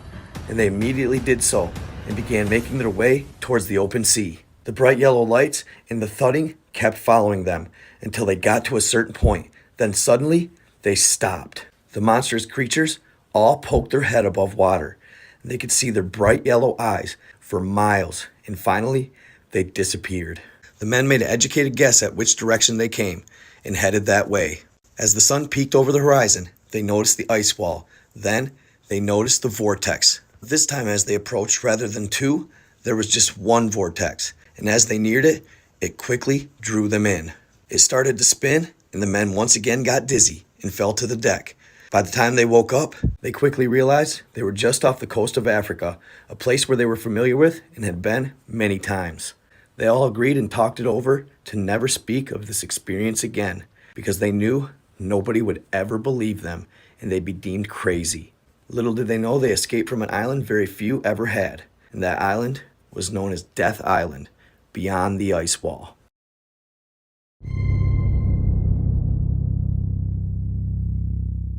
Declassified documents explain a Special Forces unit's strange encounter in North Korea.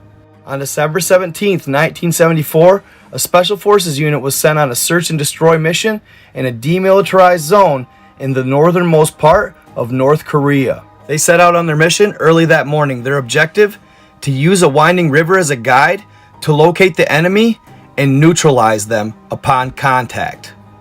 They continued for hours with virtually no encounters. They were miles into the forest and following the winding river when suddenly something changed. The squad leader raises his hand, halting the rest of the crew, as he had noticed that the sounds of the forest had abruptly stopped and it was now completely silent. Up to this point in the mission, it had seemed as though the zone was completely empty. There were no enemies in sight, but the unnatural silence didn't sit right with the lieutenant. As a result, he decides to send two groups of scouts ahead to intercept an enemy or look for potential ambush.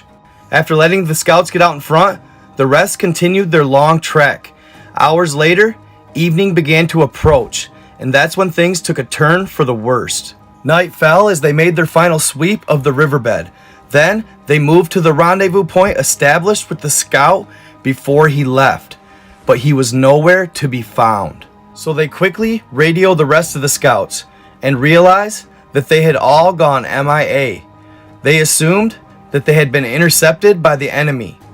So in fear that the enemy was close and the same thing would happen to them, the leader decided that they should turn around and head back to base for reinforcements. So they make the quick decision, waste no time, and begin heading south. They were making their way back hastily in fear that the enemy was hot on their trail, when once again, the leader held his hand up to halt.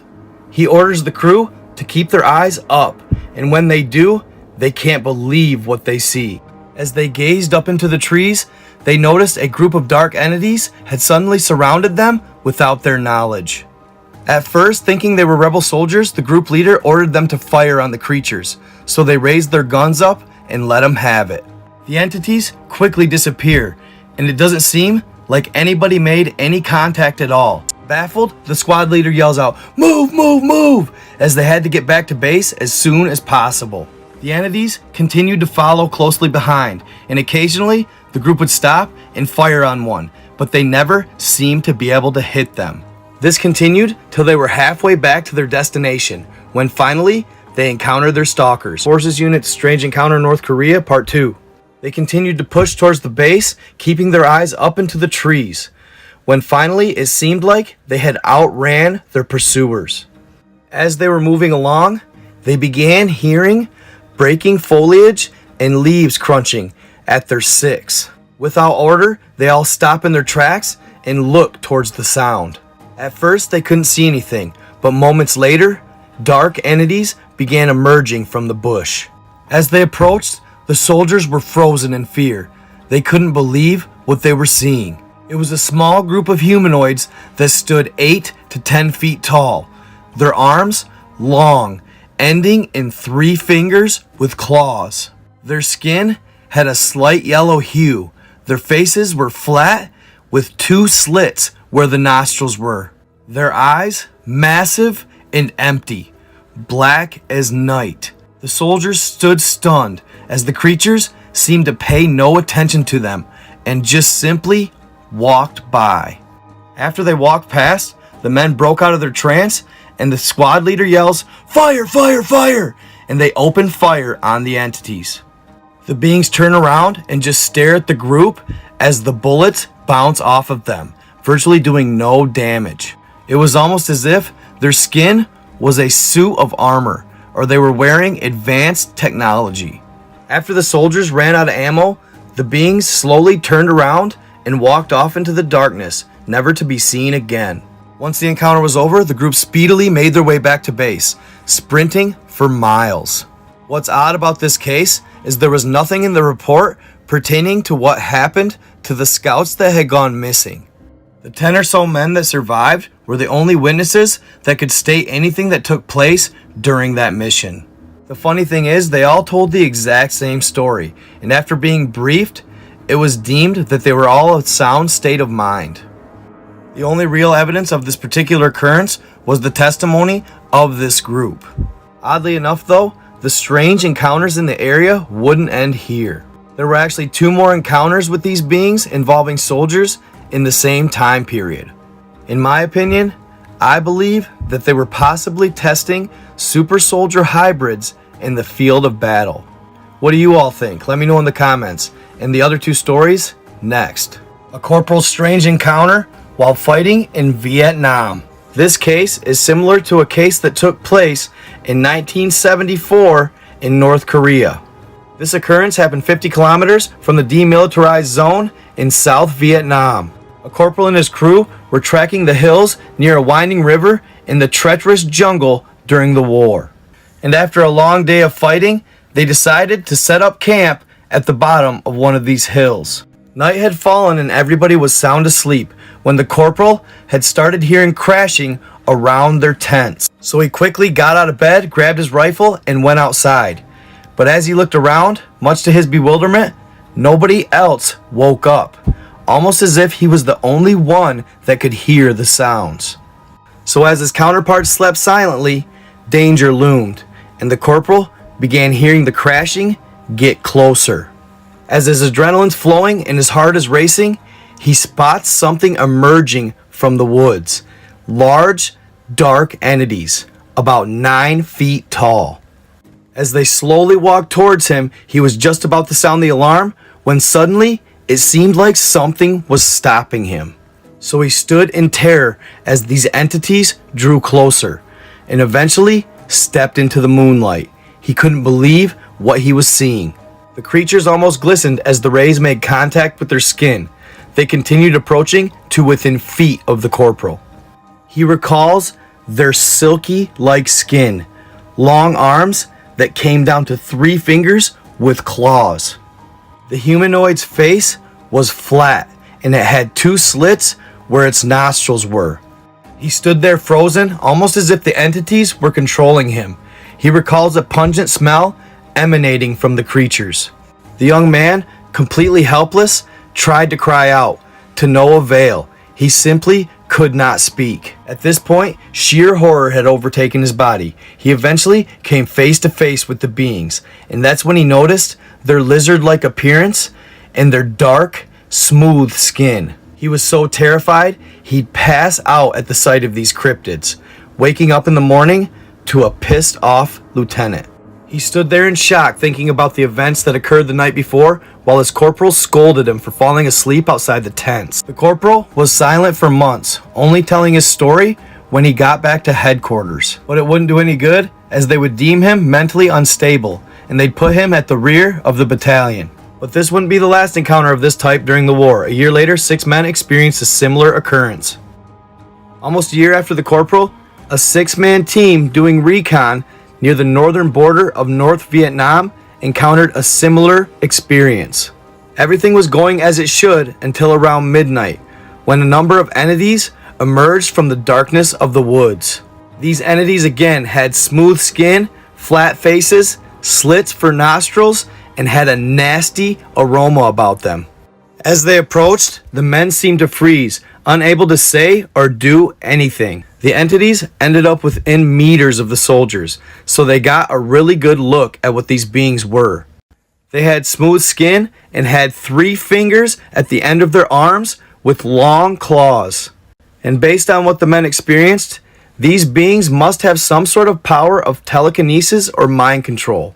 As the beings drew near, the men reported that a nauseating feeling overwhelmed their body. They would eventually pass out in fear and in feeling nauseous.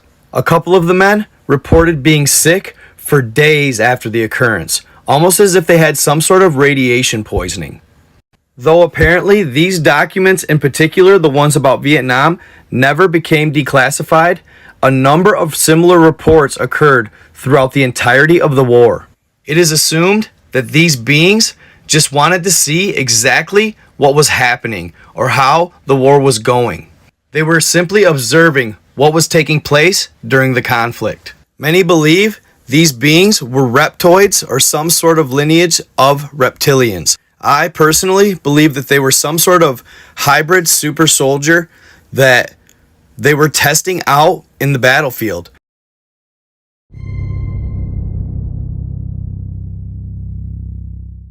Not one, but two maps from the 1500s show Antarctica with no ice. Yes, you heard me right. Both the Piri Reis map from 1513 and the Urbano Monte from 1587, two of the world's oldest maps, depict Antarctica without any ice. Both of these works are truly extraordinary pieces of art, and they've had even the most esteemed scholars baffled for years. On top of Antarctica with no ice, which I'm going to share a theory as to why that is later in the video, they have depictions of all kinds of odd mythological creatures, at least thought to be mythological. We'll go over those as well. But let's start with the Piri Reis, saving the best for last, the Urbano Monte. The Piri Reis map is a world map created by Ottoman Turkish cartographer Ahmed Muhyiddin Piri in 1513. The map has caused a lot of buzz and grabbed the attention of some of the most esteemed historians because it appears to show an ice-free Antarctic coastline. If this is the case, then someone had to have discovered and mapped it centuries before its reported discovery in 1773. Alleged to be the oldest map in the world, it was buried for centuries, until in 1929, when director Halil Edhem went through the basement of a Turkish palace looking for old maps at the request of German theologian Gustav Adolf Deismann. While rummaging through the palace basement, Edhem happened to stumble upon a very mysterious-looking artifact. The small map was inked on animal skin, so he immediately knew it had to be old. As he picked it up, he quickly noticed only a fraction of it remained. As he handed it to Gustav, the German theologian thought it looked like any old map, until he noticed something peculiar about it. As he inspected it closer, he couldn't believe what they had discovered. They'd identify it as the Piri Reis map of 1513, and it's said to be the only map in existence that referenced the last remaining work from Christopher Columbus himself. This was because Reis' uncle, who personally sailed with Columbus over 20 years prior, had a hand-drawn map from Christopher's collection that he left Reis in his will. It's even said that this was one of Columbus's lost maps, so Reis' reproduction was the only representation available of Christopher Columbus's map at the time. After much study, historians were baffled to find that not only did Reis accurately include depictions of the Canary, Azores, and Atlantic Islands, but it's believed he even had precise depictions of Antarctica's coastline. But Antarctica wasn't discovered until 1773. So how in the world did somebody represent it on a map almost 250 years prior? Regardless of the map's amazing traits, it would be disregarded again for another 35 years until 1965. That's when a professor from the University of New Hampshire would bring it out to scrutinize it with his students. Professor Charles Hapgood and his class would also quickly notice Antarctica's coastline, but most importantly, the fact that it had no ice. And even after Hapgood looked at all the maps that Reis had referenced, they showed no such thing. So the map that Reis used to reference Antarctica was non-existent. Nobody knew what his source was. And what's even more baffling is, according to mainstream science, Antarctica has been covered in ice for over 15 million years. Now, if that is actually the case, then how in the world are we finding maps that have Antarctica with no ice? Then that would mean that our scholars are either wrong or Reis referenced a map over 15 million years old. I gotta hear y'all's opinions in the comments. Are our scholars wrong, or did he reference a map that old? Let me know. Either way, the map he must have referenced for these Antarctic islands had to have been quite a few thousand years old, probably at least before the Great Flood. Because as you can see, it's not like they just drew a map and left it at that. They drew animals that were indigenous to the area, even bipedal humanoid type creatures, fleets sailing near the area. So they're not just making this stuff up. They either saw it or they actually referenced it from other maps who did see it. And what baffled Hapgood even more about this map was how accurately it depicted the coastlines, to almost a T. He believed that the only way this could happen is if they had done so from the air, meaning that there's a possibility that there was actually a super advanced civilization on Earth maybe as many as 10 to 15,000 years ago. We're talking the Atlantean Lemurian era, either that or possibly maybe right around the fallen angel era. As I said, right before the Great Flood. Now, I'm going to show you some stuff on this map, obviously for entertainment purposes only, but it's almost a melting pot of different creatures, different humanoids living in the world at this time. Now, I'm going to go ahead and spitball a few theories as to why it is possible that they did map these just thousands of years ago. Now, y'all know the story of the fallen angels. The angels came down from heaven, corrupted mankind. Well, at this time, there was a lot of interbreeding and mixing of species. Also, during this time, there was a lot of corruption. The fallen had taught man how to use metals, how to wear jewelry, makeup, beautifying of the eyelids, armor, etc.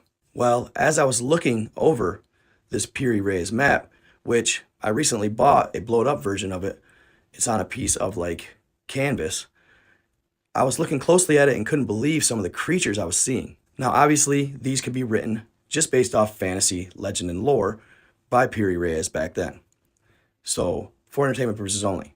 Nevertheless, it's odd that they're in particular places on the map, and they seem to be strategically placed throughout it. Take a look. The first one I want to show you seems to be in the Brazil area of South America. Now, these look like humanoid type creatures standing on two legs, and they have dog-like features. Now, I'm not saying they're werewolves, but I don't know. There's legends back in the day of dog-faced men that existed on this planet. Again, this could just be legend, and that's why they put them there. I'm not saying that those are actual living creatures at the time. Is it possible? I don't know. Maybe. Next, I want to show you another depiction. This was just south of Brazil.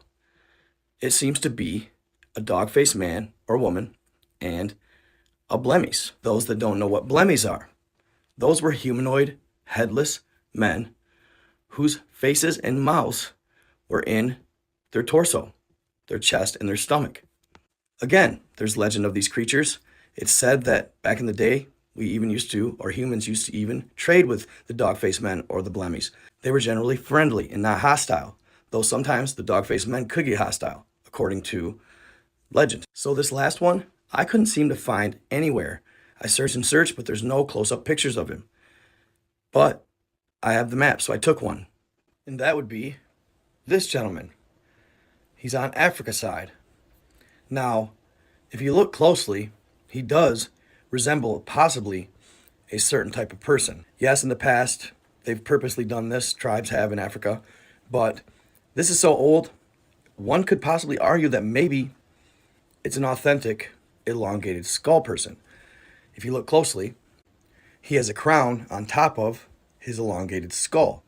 Now, all of these are crazy. I understand. They're wild. They're intriguing.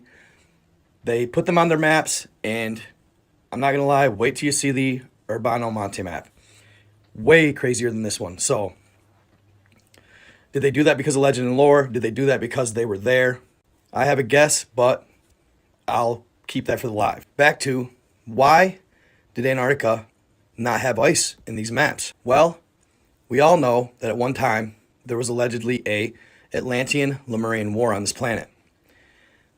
So, say the ice was frozen on Antarctica prior to a massive nuclear war or a war between the archangels and the fallen. Could some catastrophic event such as that brought heat essentially melt the ice for a short period of time, then possibly refreeze it? I don't know. But I have a feeling it's something along those lines. Maybe a meteor hit or a volcanic eruption. Something of nature, possibly. Could have been a war, could have been nature. But I do believe that there was a period of time that if it was frozen, if Antarctica was frozen 15 million years ago, in the in-between, there was a period of time, a few thousand years possibly, that there was no ice on Antarctica. Either that, or I have an even funnier feeling that it's a lot more recently frozen than people think. Like, I'm saying around right before or right after the Great Flood is when it froze. I mean, think about it. If the timing was just right when the waters resided and it was frozen near Antarctica or cold, it would freeze a massive amount of ice on the continent. I mean, think about it, fam. You're talking ice that in some places is miles thick. Miles. Now, how else would it get miles thick ice on it if not from the floodwaters? I know you're going to say, oh, salt water doesn't freeze. Well, true, but was the floodwater saltwater? Yes, the floodwaters joined with saltwater, but there was a lot more fresh water than there was saltwater at the time. It could easily separate and freeze when the waters resided. And you had all that fresh rain. I'm just throwing it out there. It's just a theory. Don't, run home with it. I like to propose that possibly Antarctica didn't freeze until around the Great Flood.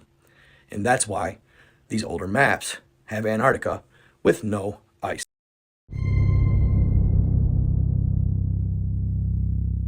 Lands of the Orion located to the west of the known lands, as you can see behind me. These lands are dominated by beings known as the Greys, typically small in stature, standing between 1.3 and 1.4 meters in height. They are highly advanced, both psychologically, telepathically, and scientifically, boasting laboratories that are among the most sophisticated within the entire Great Dome. The Greys possess extensive knowledge of many races, obtained through relentless experimentation, and the custodians have frequently exploited this expertise in their obsessive pursuit and attempts to penetrate the celestial lands. Despite their efforts, all attempts have failed, leading to many Greys turning their focus to analysis on humans. They conduct abductions and genetic tests, lacking empathy and often exhibiting hostility towards us. Compassion from them is rare, and numerous abductees report terrifying experiences. The Greys have been experimenting on humans for a long time, thousands of years, even before the last reset and previous ones. They are closely related to the beings from Zeta Reticuli, with their races intermingling and coexisting today. In the past, the Anunnaki colonized the beings of Zeta Reticuli, utilizing them for exploration, while the Orion Greys continue and served the custodians. Prior to the Great War, the Greys briefly controlled the known lands in place of the custodians, while they and the Anunnaki leaders were at war over a disagreement. The war lasted approximately 5,000 years. Eventually, this would lead to the giants and humans initiating an uprising against the Greys. This was during the era of the Great Advanced Tartary, a period of free energy and superior technology. Their ships were destroyed by the thousands each day, so the Greys, unable to keep the Tartarians at bay, eventually had to relay this news to the custodians and had to tell them they lost control of the known lands. Ultimately, they were expelled from the known lands by the giants. When the already rebellious humans revolted, defeating the Orion Greys, they inadvertently empowered the Tartarians, causing a much harder fought battle for the custodians afterwards. Mind you, they were just coming off of another war. This fostered a mutual hatred between the giants and the Greys, a sentiment that persists today despite occasional meetings. During this war, the greatest leader of the Greys perished in the known lands. This intensified their animosity towards humanity and the Tartarians. Eventually, the Greys would be allowed to colonize independent lands again, but the custodians treat them accordingly for their plight of the known lands, while they were supposed to be in charge. They have never trusted them to look over any other circle environment ever again in their stead. Despite their hostility towards humans, in recent history, there was a technological exchange between Grey alien leaders and humans. But unfortunately, this technology fell into the wrong hands, that being the cloning ability, and the elite used it destructively. Greys are also present in the Mars lands, a joint experimental site controlled by the custodians and the Anunnaki. Human colonists there frequently clashed with the Greys and were consistently defeated. The Greys survived through cloning and functioned robotically, devoid of emotions or empathy, and nearly faced total extermination in the recent past. Next, we have the Pleiadians. These are tall beings, similar in appearance to the Norse from Norse mythology, believed to be descendants of those who survived the Battle of Asgard against the custodians and fled to the Pleiades. Generally benevolent towards humans, they made a peace pact with the Anunnaki early in their development. Despite their spiritual focus and efforts to improve living conditions, Pleiadians suffer from natural disasters thought to be manipulated and facilitated by the Anunnaki, probably through pyramids. Their lands face accelerated destruction, possibly forcing them to seek refuge in the known lands. Although they visit occasionally, they are uncomfortable coexisting with humans and have failed to find a suitable alternative home. Next, we have the land of the clones, the second Earth. This peculiar world, known as the first Mars Earth, began as an experimental project. Initially left unused, it later became a model for the Mars Earths. The Anunnaki were the first to explore this unique circle environment, discovering primitive life forms. The planet was initially used to relocate dominant races for conflict resolution and interracial development experiments. Unfortunately, these efforts failed, nearly leading to its destruction. Subsequently, it served as a cloning ground to preserve the lives of important leaders across various races, earning its name. However, a crisis arose when the cloned beings, including humans, escaped. These clones, devoid of feelings or empathy, caused significant unrest across worlds. Today, this experimental land is abandoned, one of the many forgotten territories that might one day be repurposed. The Pleiadians have considered it for mass relocation, but the conditions are unknown, and the abandoned laboratories leave its future uncertain. They say that some of the beings may still be living there, and who knows what type of abominations were created and left to breed and interbreed and become something chimera-esque, if you will. The next faction we're going to talk about is similar to that of the custodians. They are often called this same exact thing, reptilians. I believe that the reptilians are actually just more primitive versions of the custodians. Often confused with the Anunnaki, reptilians are distinct beings who reside far from the known lands. Despite occasional contact with leaders in other worlds, they prefer isolation, living mostly in underground homes. They are advanced and hostile towards humans. They establish subterranean bases for future use, utilizing their superior technology for monitoring us. Their primary domain is the Lacerta lands, although many prefer the island nearby, where they have constructed a vast underground city. Historically, they have engaged in significant wars with the Anunnaki and are known for their advanced weaponry. Respected by colonizers, they have never been subjugated or used for menial tasks. If a future conflict with humanity arises, they might ally with the custodians. So when I hear that they are underground dwellers and they dig and build subterranean cities, I can't help but think about the subterranean city under, I want to say LA, where somebody explored the catacombs and they found reptilian skulls, a bunch of gold, and basically a subterranean city below LA. I'm imagining that these are the same beings, right, that built this subterranean city under LA. Next, we have the celestial lands. Many worlds are excluded from this book, but will be detailed soon.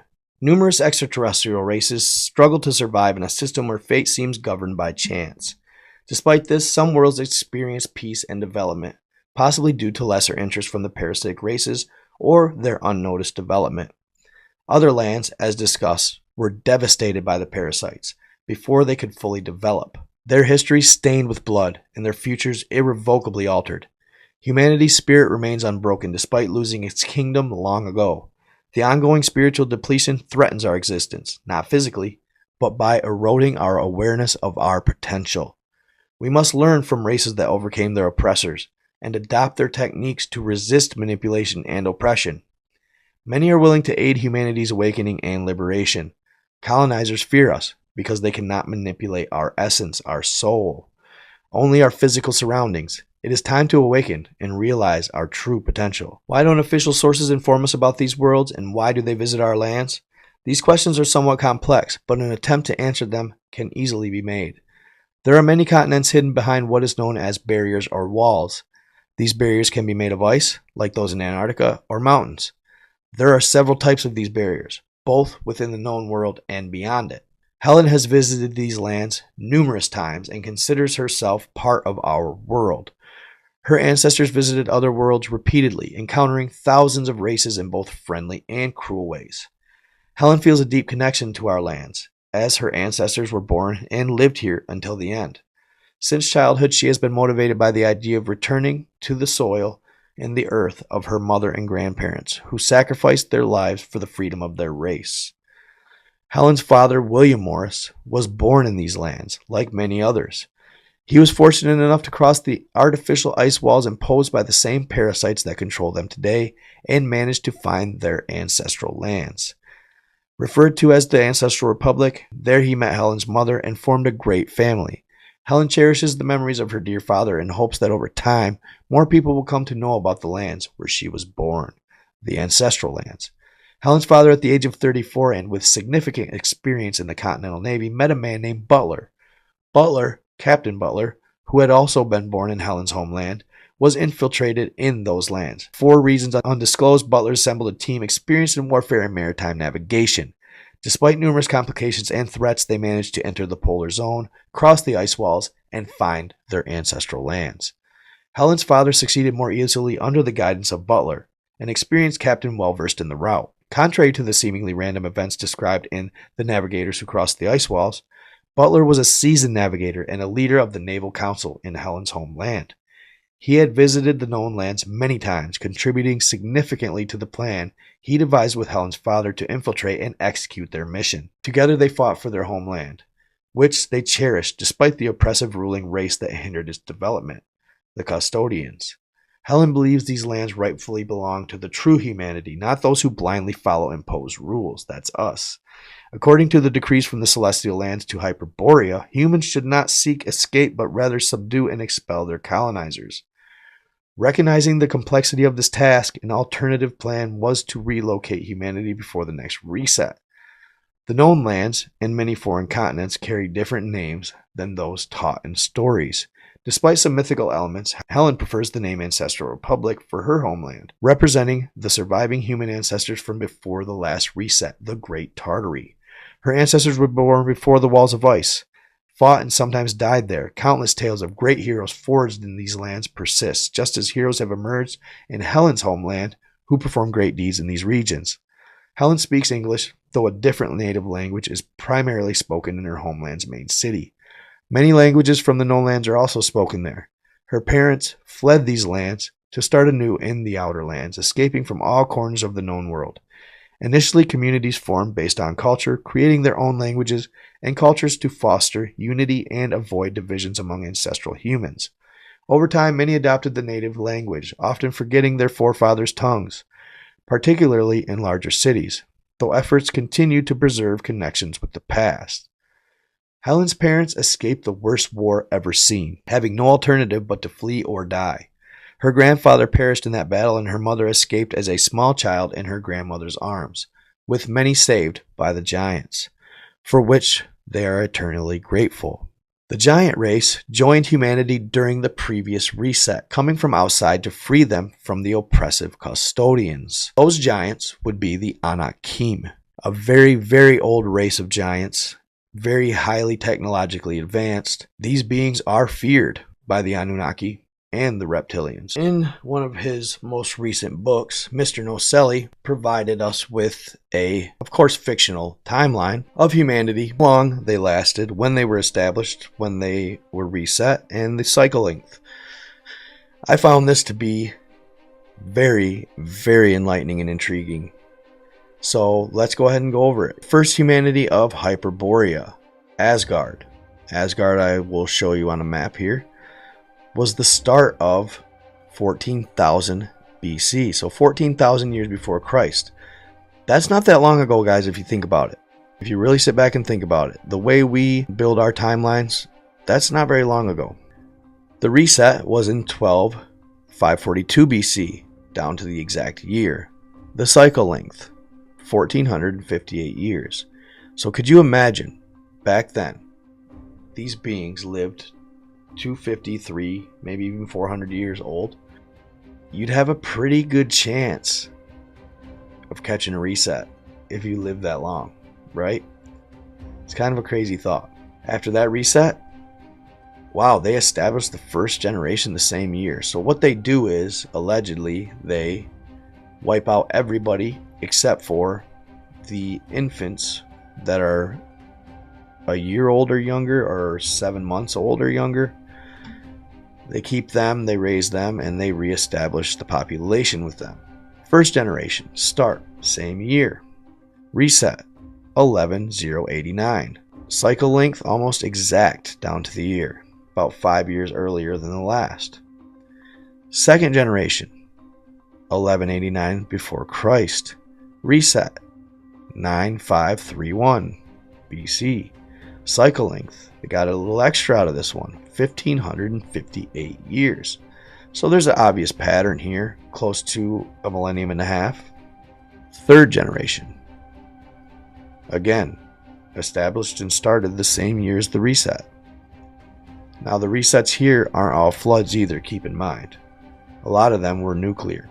So the third generation established, and the cycle length was 1475 years.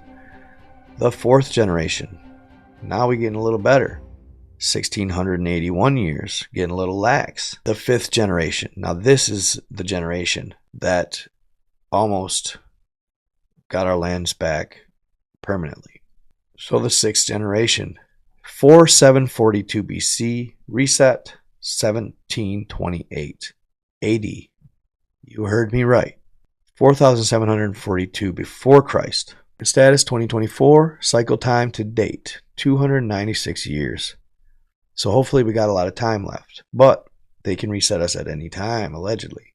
Summary of resets. Reset of the first humanity of Hyperborea Asgard event, colonization by the custodians, destruction of the advanced civilization. Reset of the first generation event, increase of forbidden knowledge. Duration of the cycle. So they started contacting outside the ice wall. The next generation event, contact with extraterrestrials. Increase of critical thinking. 1558 years. Reset of the third generation event. Rediscovery of the true nature of the dome. Rebellions. The true nature of the dome. Interesting. Reset of the fourth generation event. War. External intervention of archons. Giant beings. Reset of the fifth generation event. Internal conflicts. External alliances. Increase of spiritual knowledge. This is what has led up to it. Everything I'm reading leads up to it and is why they were reset. The sixth generation reset, the Great Tartary event, Great War against the Custodians and Anunnaki, intervention of the Anakim giants, creation of an advanced empire. Cycle time, 6,470 years due to the conflict between the Custodians and the Anunnaki. The human colony was relegated from custodial control, passing into the hands of the Orion Greys temporarily. For that reason, many years of advancement were reached. The Anakim giant race joined humanity during the previous reset, coming from outside to free them from oppressive custodian rule. They believed it was the right time to unite and wait for the custodial return from the masters. The Great Tartary, erased from maps and history, represented the perfect union of giants and humans. The history of giants or giant humans was hidden or manipulated with myths, sentencing them as enemies of the gods. In reality, the true enemies were the colonizers who hindered the free development of races and spiritual growth, not only in the known lands but also in many others. Giants chose to remain hidden to avoid further harm to humanity. The past failures have caused a high price, staining the oceans with ancestral blood. These lands known to Helen have suffered greatly, but they once held hopes of achieving external freedom. The Great War began so suddenly that there was no time to comprehend the events that unfolded surrounding it. The Custodians launched their attack on the major cities, aiming to weaken the central power. Giants had warned the humans of the Custodians' plan to contaminate the air, but knowledge about the Custodians' greed and hostility had been limited. With the help of the Giants, humans gradually learned from the Custodians information acquired before the war. An inferior race controlled the lands and maximized their potential rapidly, the Orion Greys. The Great Tartary's advancement was well organized and swift, considering the harsh conditions. Now, that is because they went through and they found catacombs and went into the pyramids and found super advanced technology left behind by the Custodians and the Anunnaki. They reverse engineered it and were able to create new and more advanced weaponry. This gave them great advantage, especially learning how to get energy from the ether. Before the creation of the ice walls, continents looked different, and the environment was manipulated after the custodians came close to losing their colony to the giant barbarians and the humans they detested. Ancient cities were invaded by black smoke, and giants brought advanced technology to Tartary, sharing knowledge that humans had never seen before. Despite expecting the Great War, the attack came suddenly, catching everyone off guard. The custodians and their lackeys, the Greys, could not withstand the power of the Anakim, the giants who assisted humans with their technology. Not all giants participated in the war, and many later split due to disagreements. The hope of defeating the custodians was strong, filling everyone with a priceless sense of potential freedom. The war, however, was the cruelest ever fought, leading to a devastating reset and a new beginning. The current oppressive system, which degrades humans spiritually and controls minds, stems from the custodians' fear of losing their best colony. This manipulation is evident in the power of the media and so-called experts who reinforce the lies, making it difficult for people to question or resist the imposed falsehoods.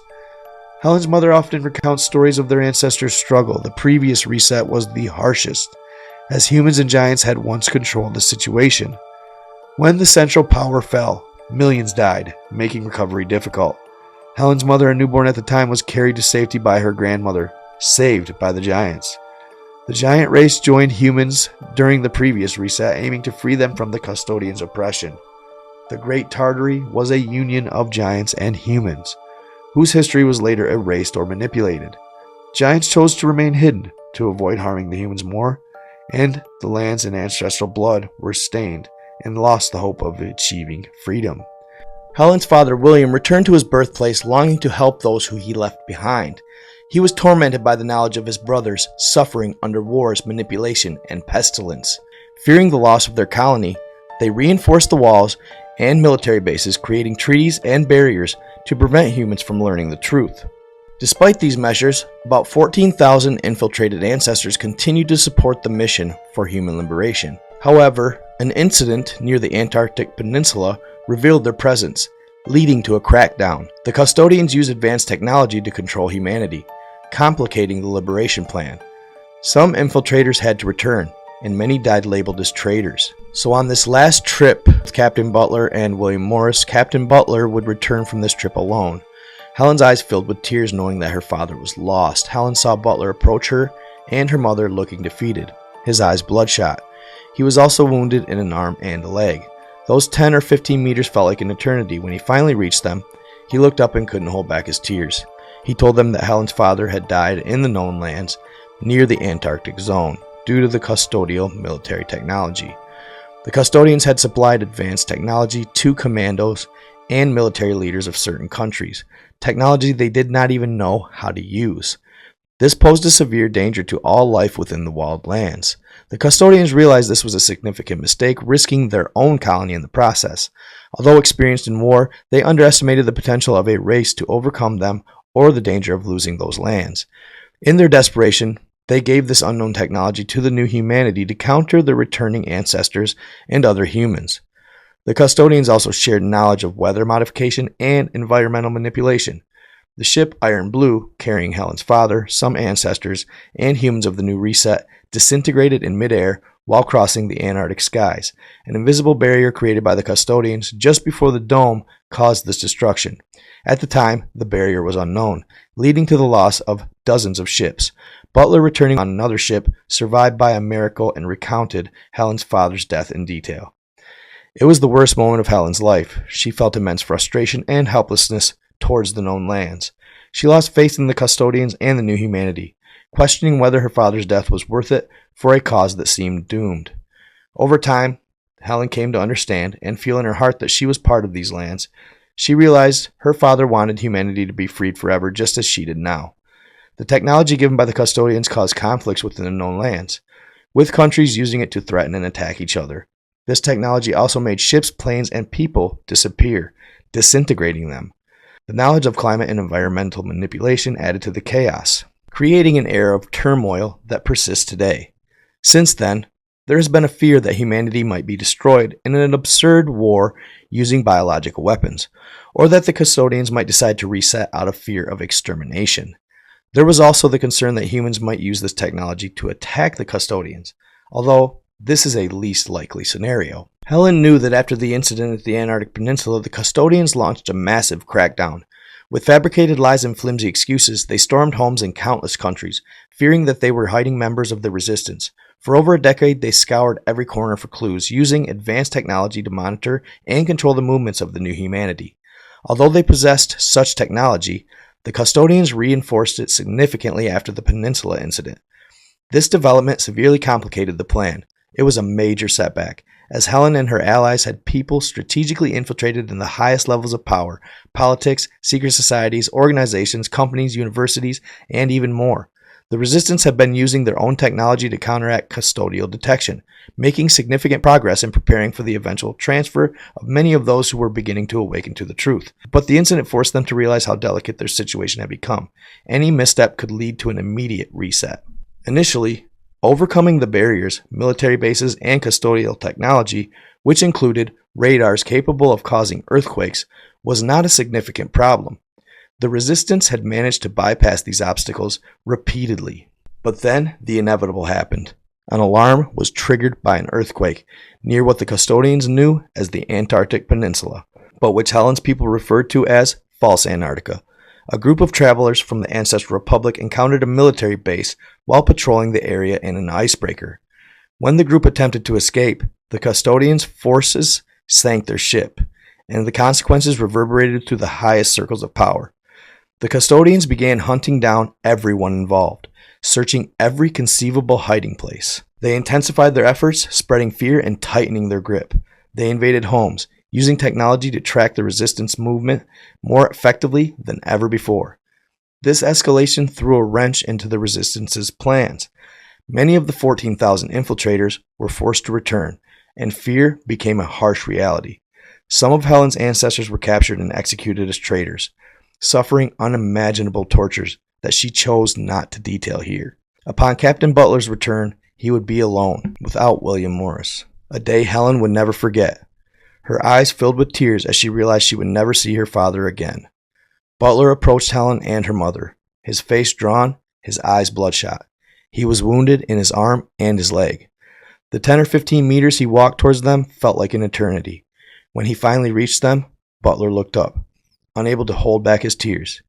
He told them that Helen's father had died in the known lands, killed by custodial military technology near the Antarctic zone. The custodians, in their desperation, had handed advanced technology to commandos and military leaders in certain countries. Technology that these leaders didn't even know how to use. This recklessness was extremely dangerous for all of life within the walled lands. The custodians knew that giving such power to the new humanity would be a grave mistake, one that even threatened their own colony. But in their arrogance, they never considered the possibility that a race could overcome them, nor did they fully grasp the dangers of losing control of these lands. Questioning whether her father's death had been in vain for a cause that seemed doomed from the start. But as time passed, Helen came to understand. She felt it in her heart. She knew that she too was part of these lands, just as her father had been, and she realized that he had died for something much greater, a dream of humanity's ultimate liberation. Now more than ever, she was determined to carry on that fight, to ensure that humanity would be freed forever. Despite the setbacks and losses, the fight against the custodians has never ceased. The resistance remained steadfast, driven by the memory of those who had fought and sacrificed. The plan to liberate humanity is continuing, fueled by the desire for the true freedom and spiritual growth. Helen knew that the struggle was far from over, but she was ready to carry on the legacy of her fathers and the others who had come before her. So I hope y'all enjoyed that video and got some interesting information, whether it's true or not. One of the most fascinating things I found about what I just read or talked about was the fact that Jesus actually allegedly arrived during the sixth generation's great run, the Great Tartary. I just find that very fascinating, and it was at the latter of their run. So it makes you wonder, was he sent during the Great War? Was he sent at the beginning, at the end?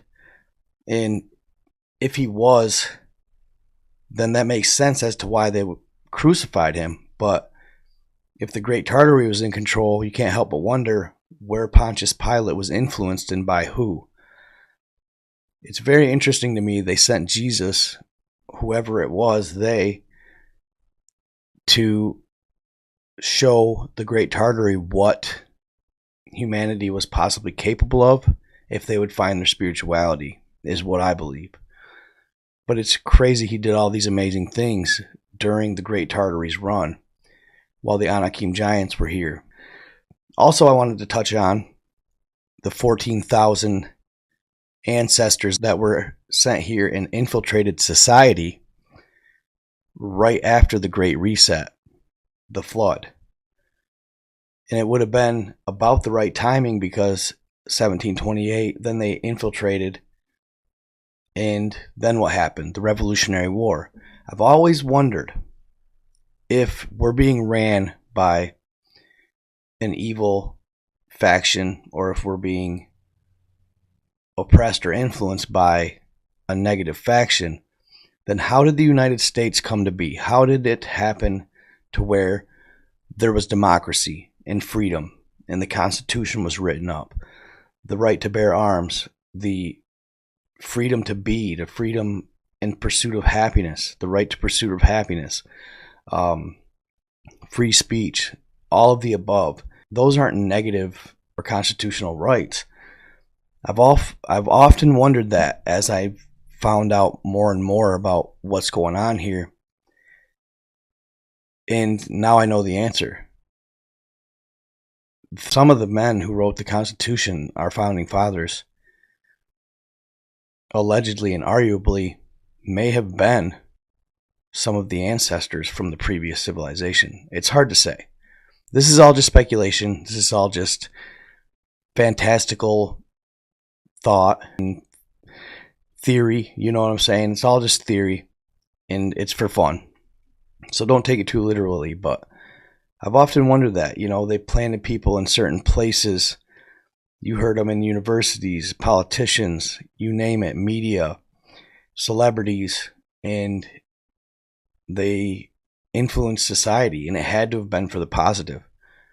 So it answers the question to me. A consistently asked question in my own mind was, how did the ideals of our country, one of the first countries to do so, get established? It makes total sense now.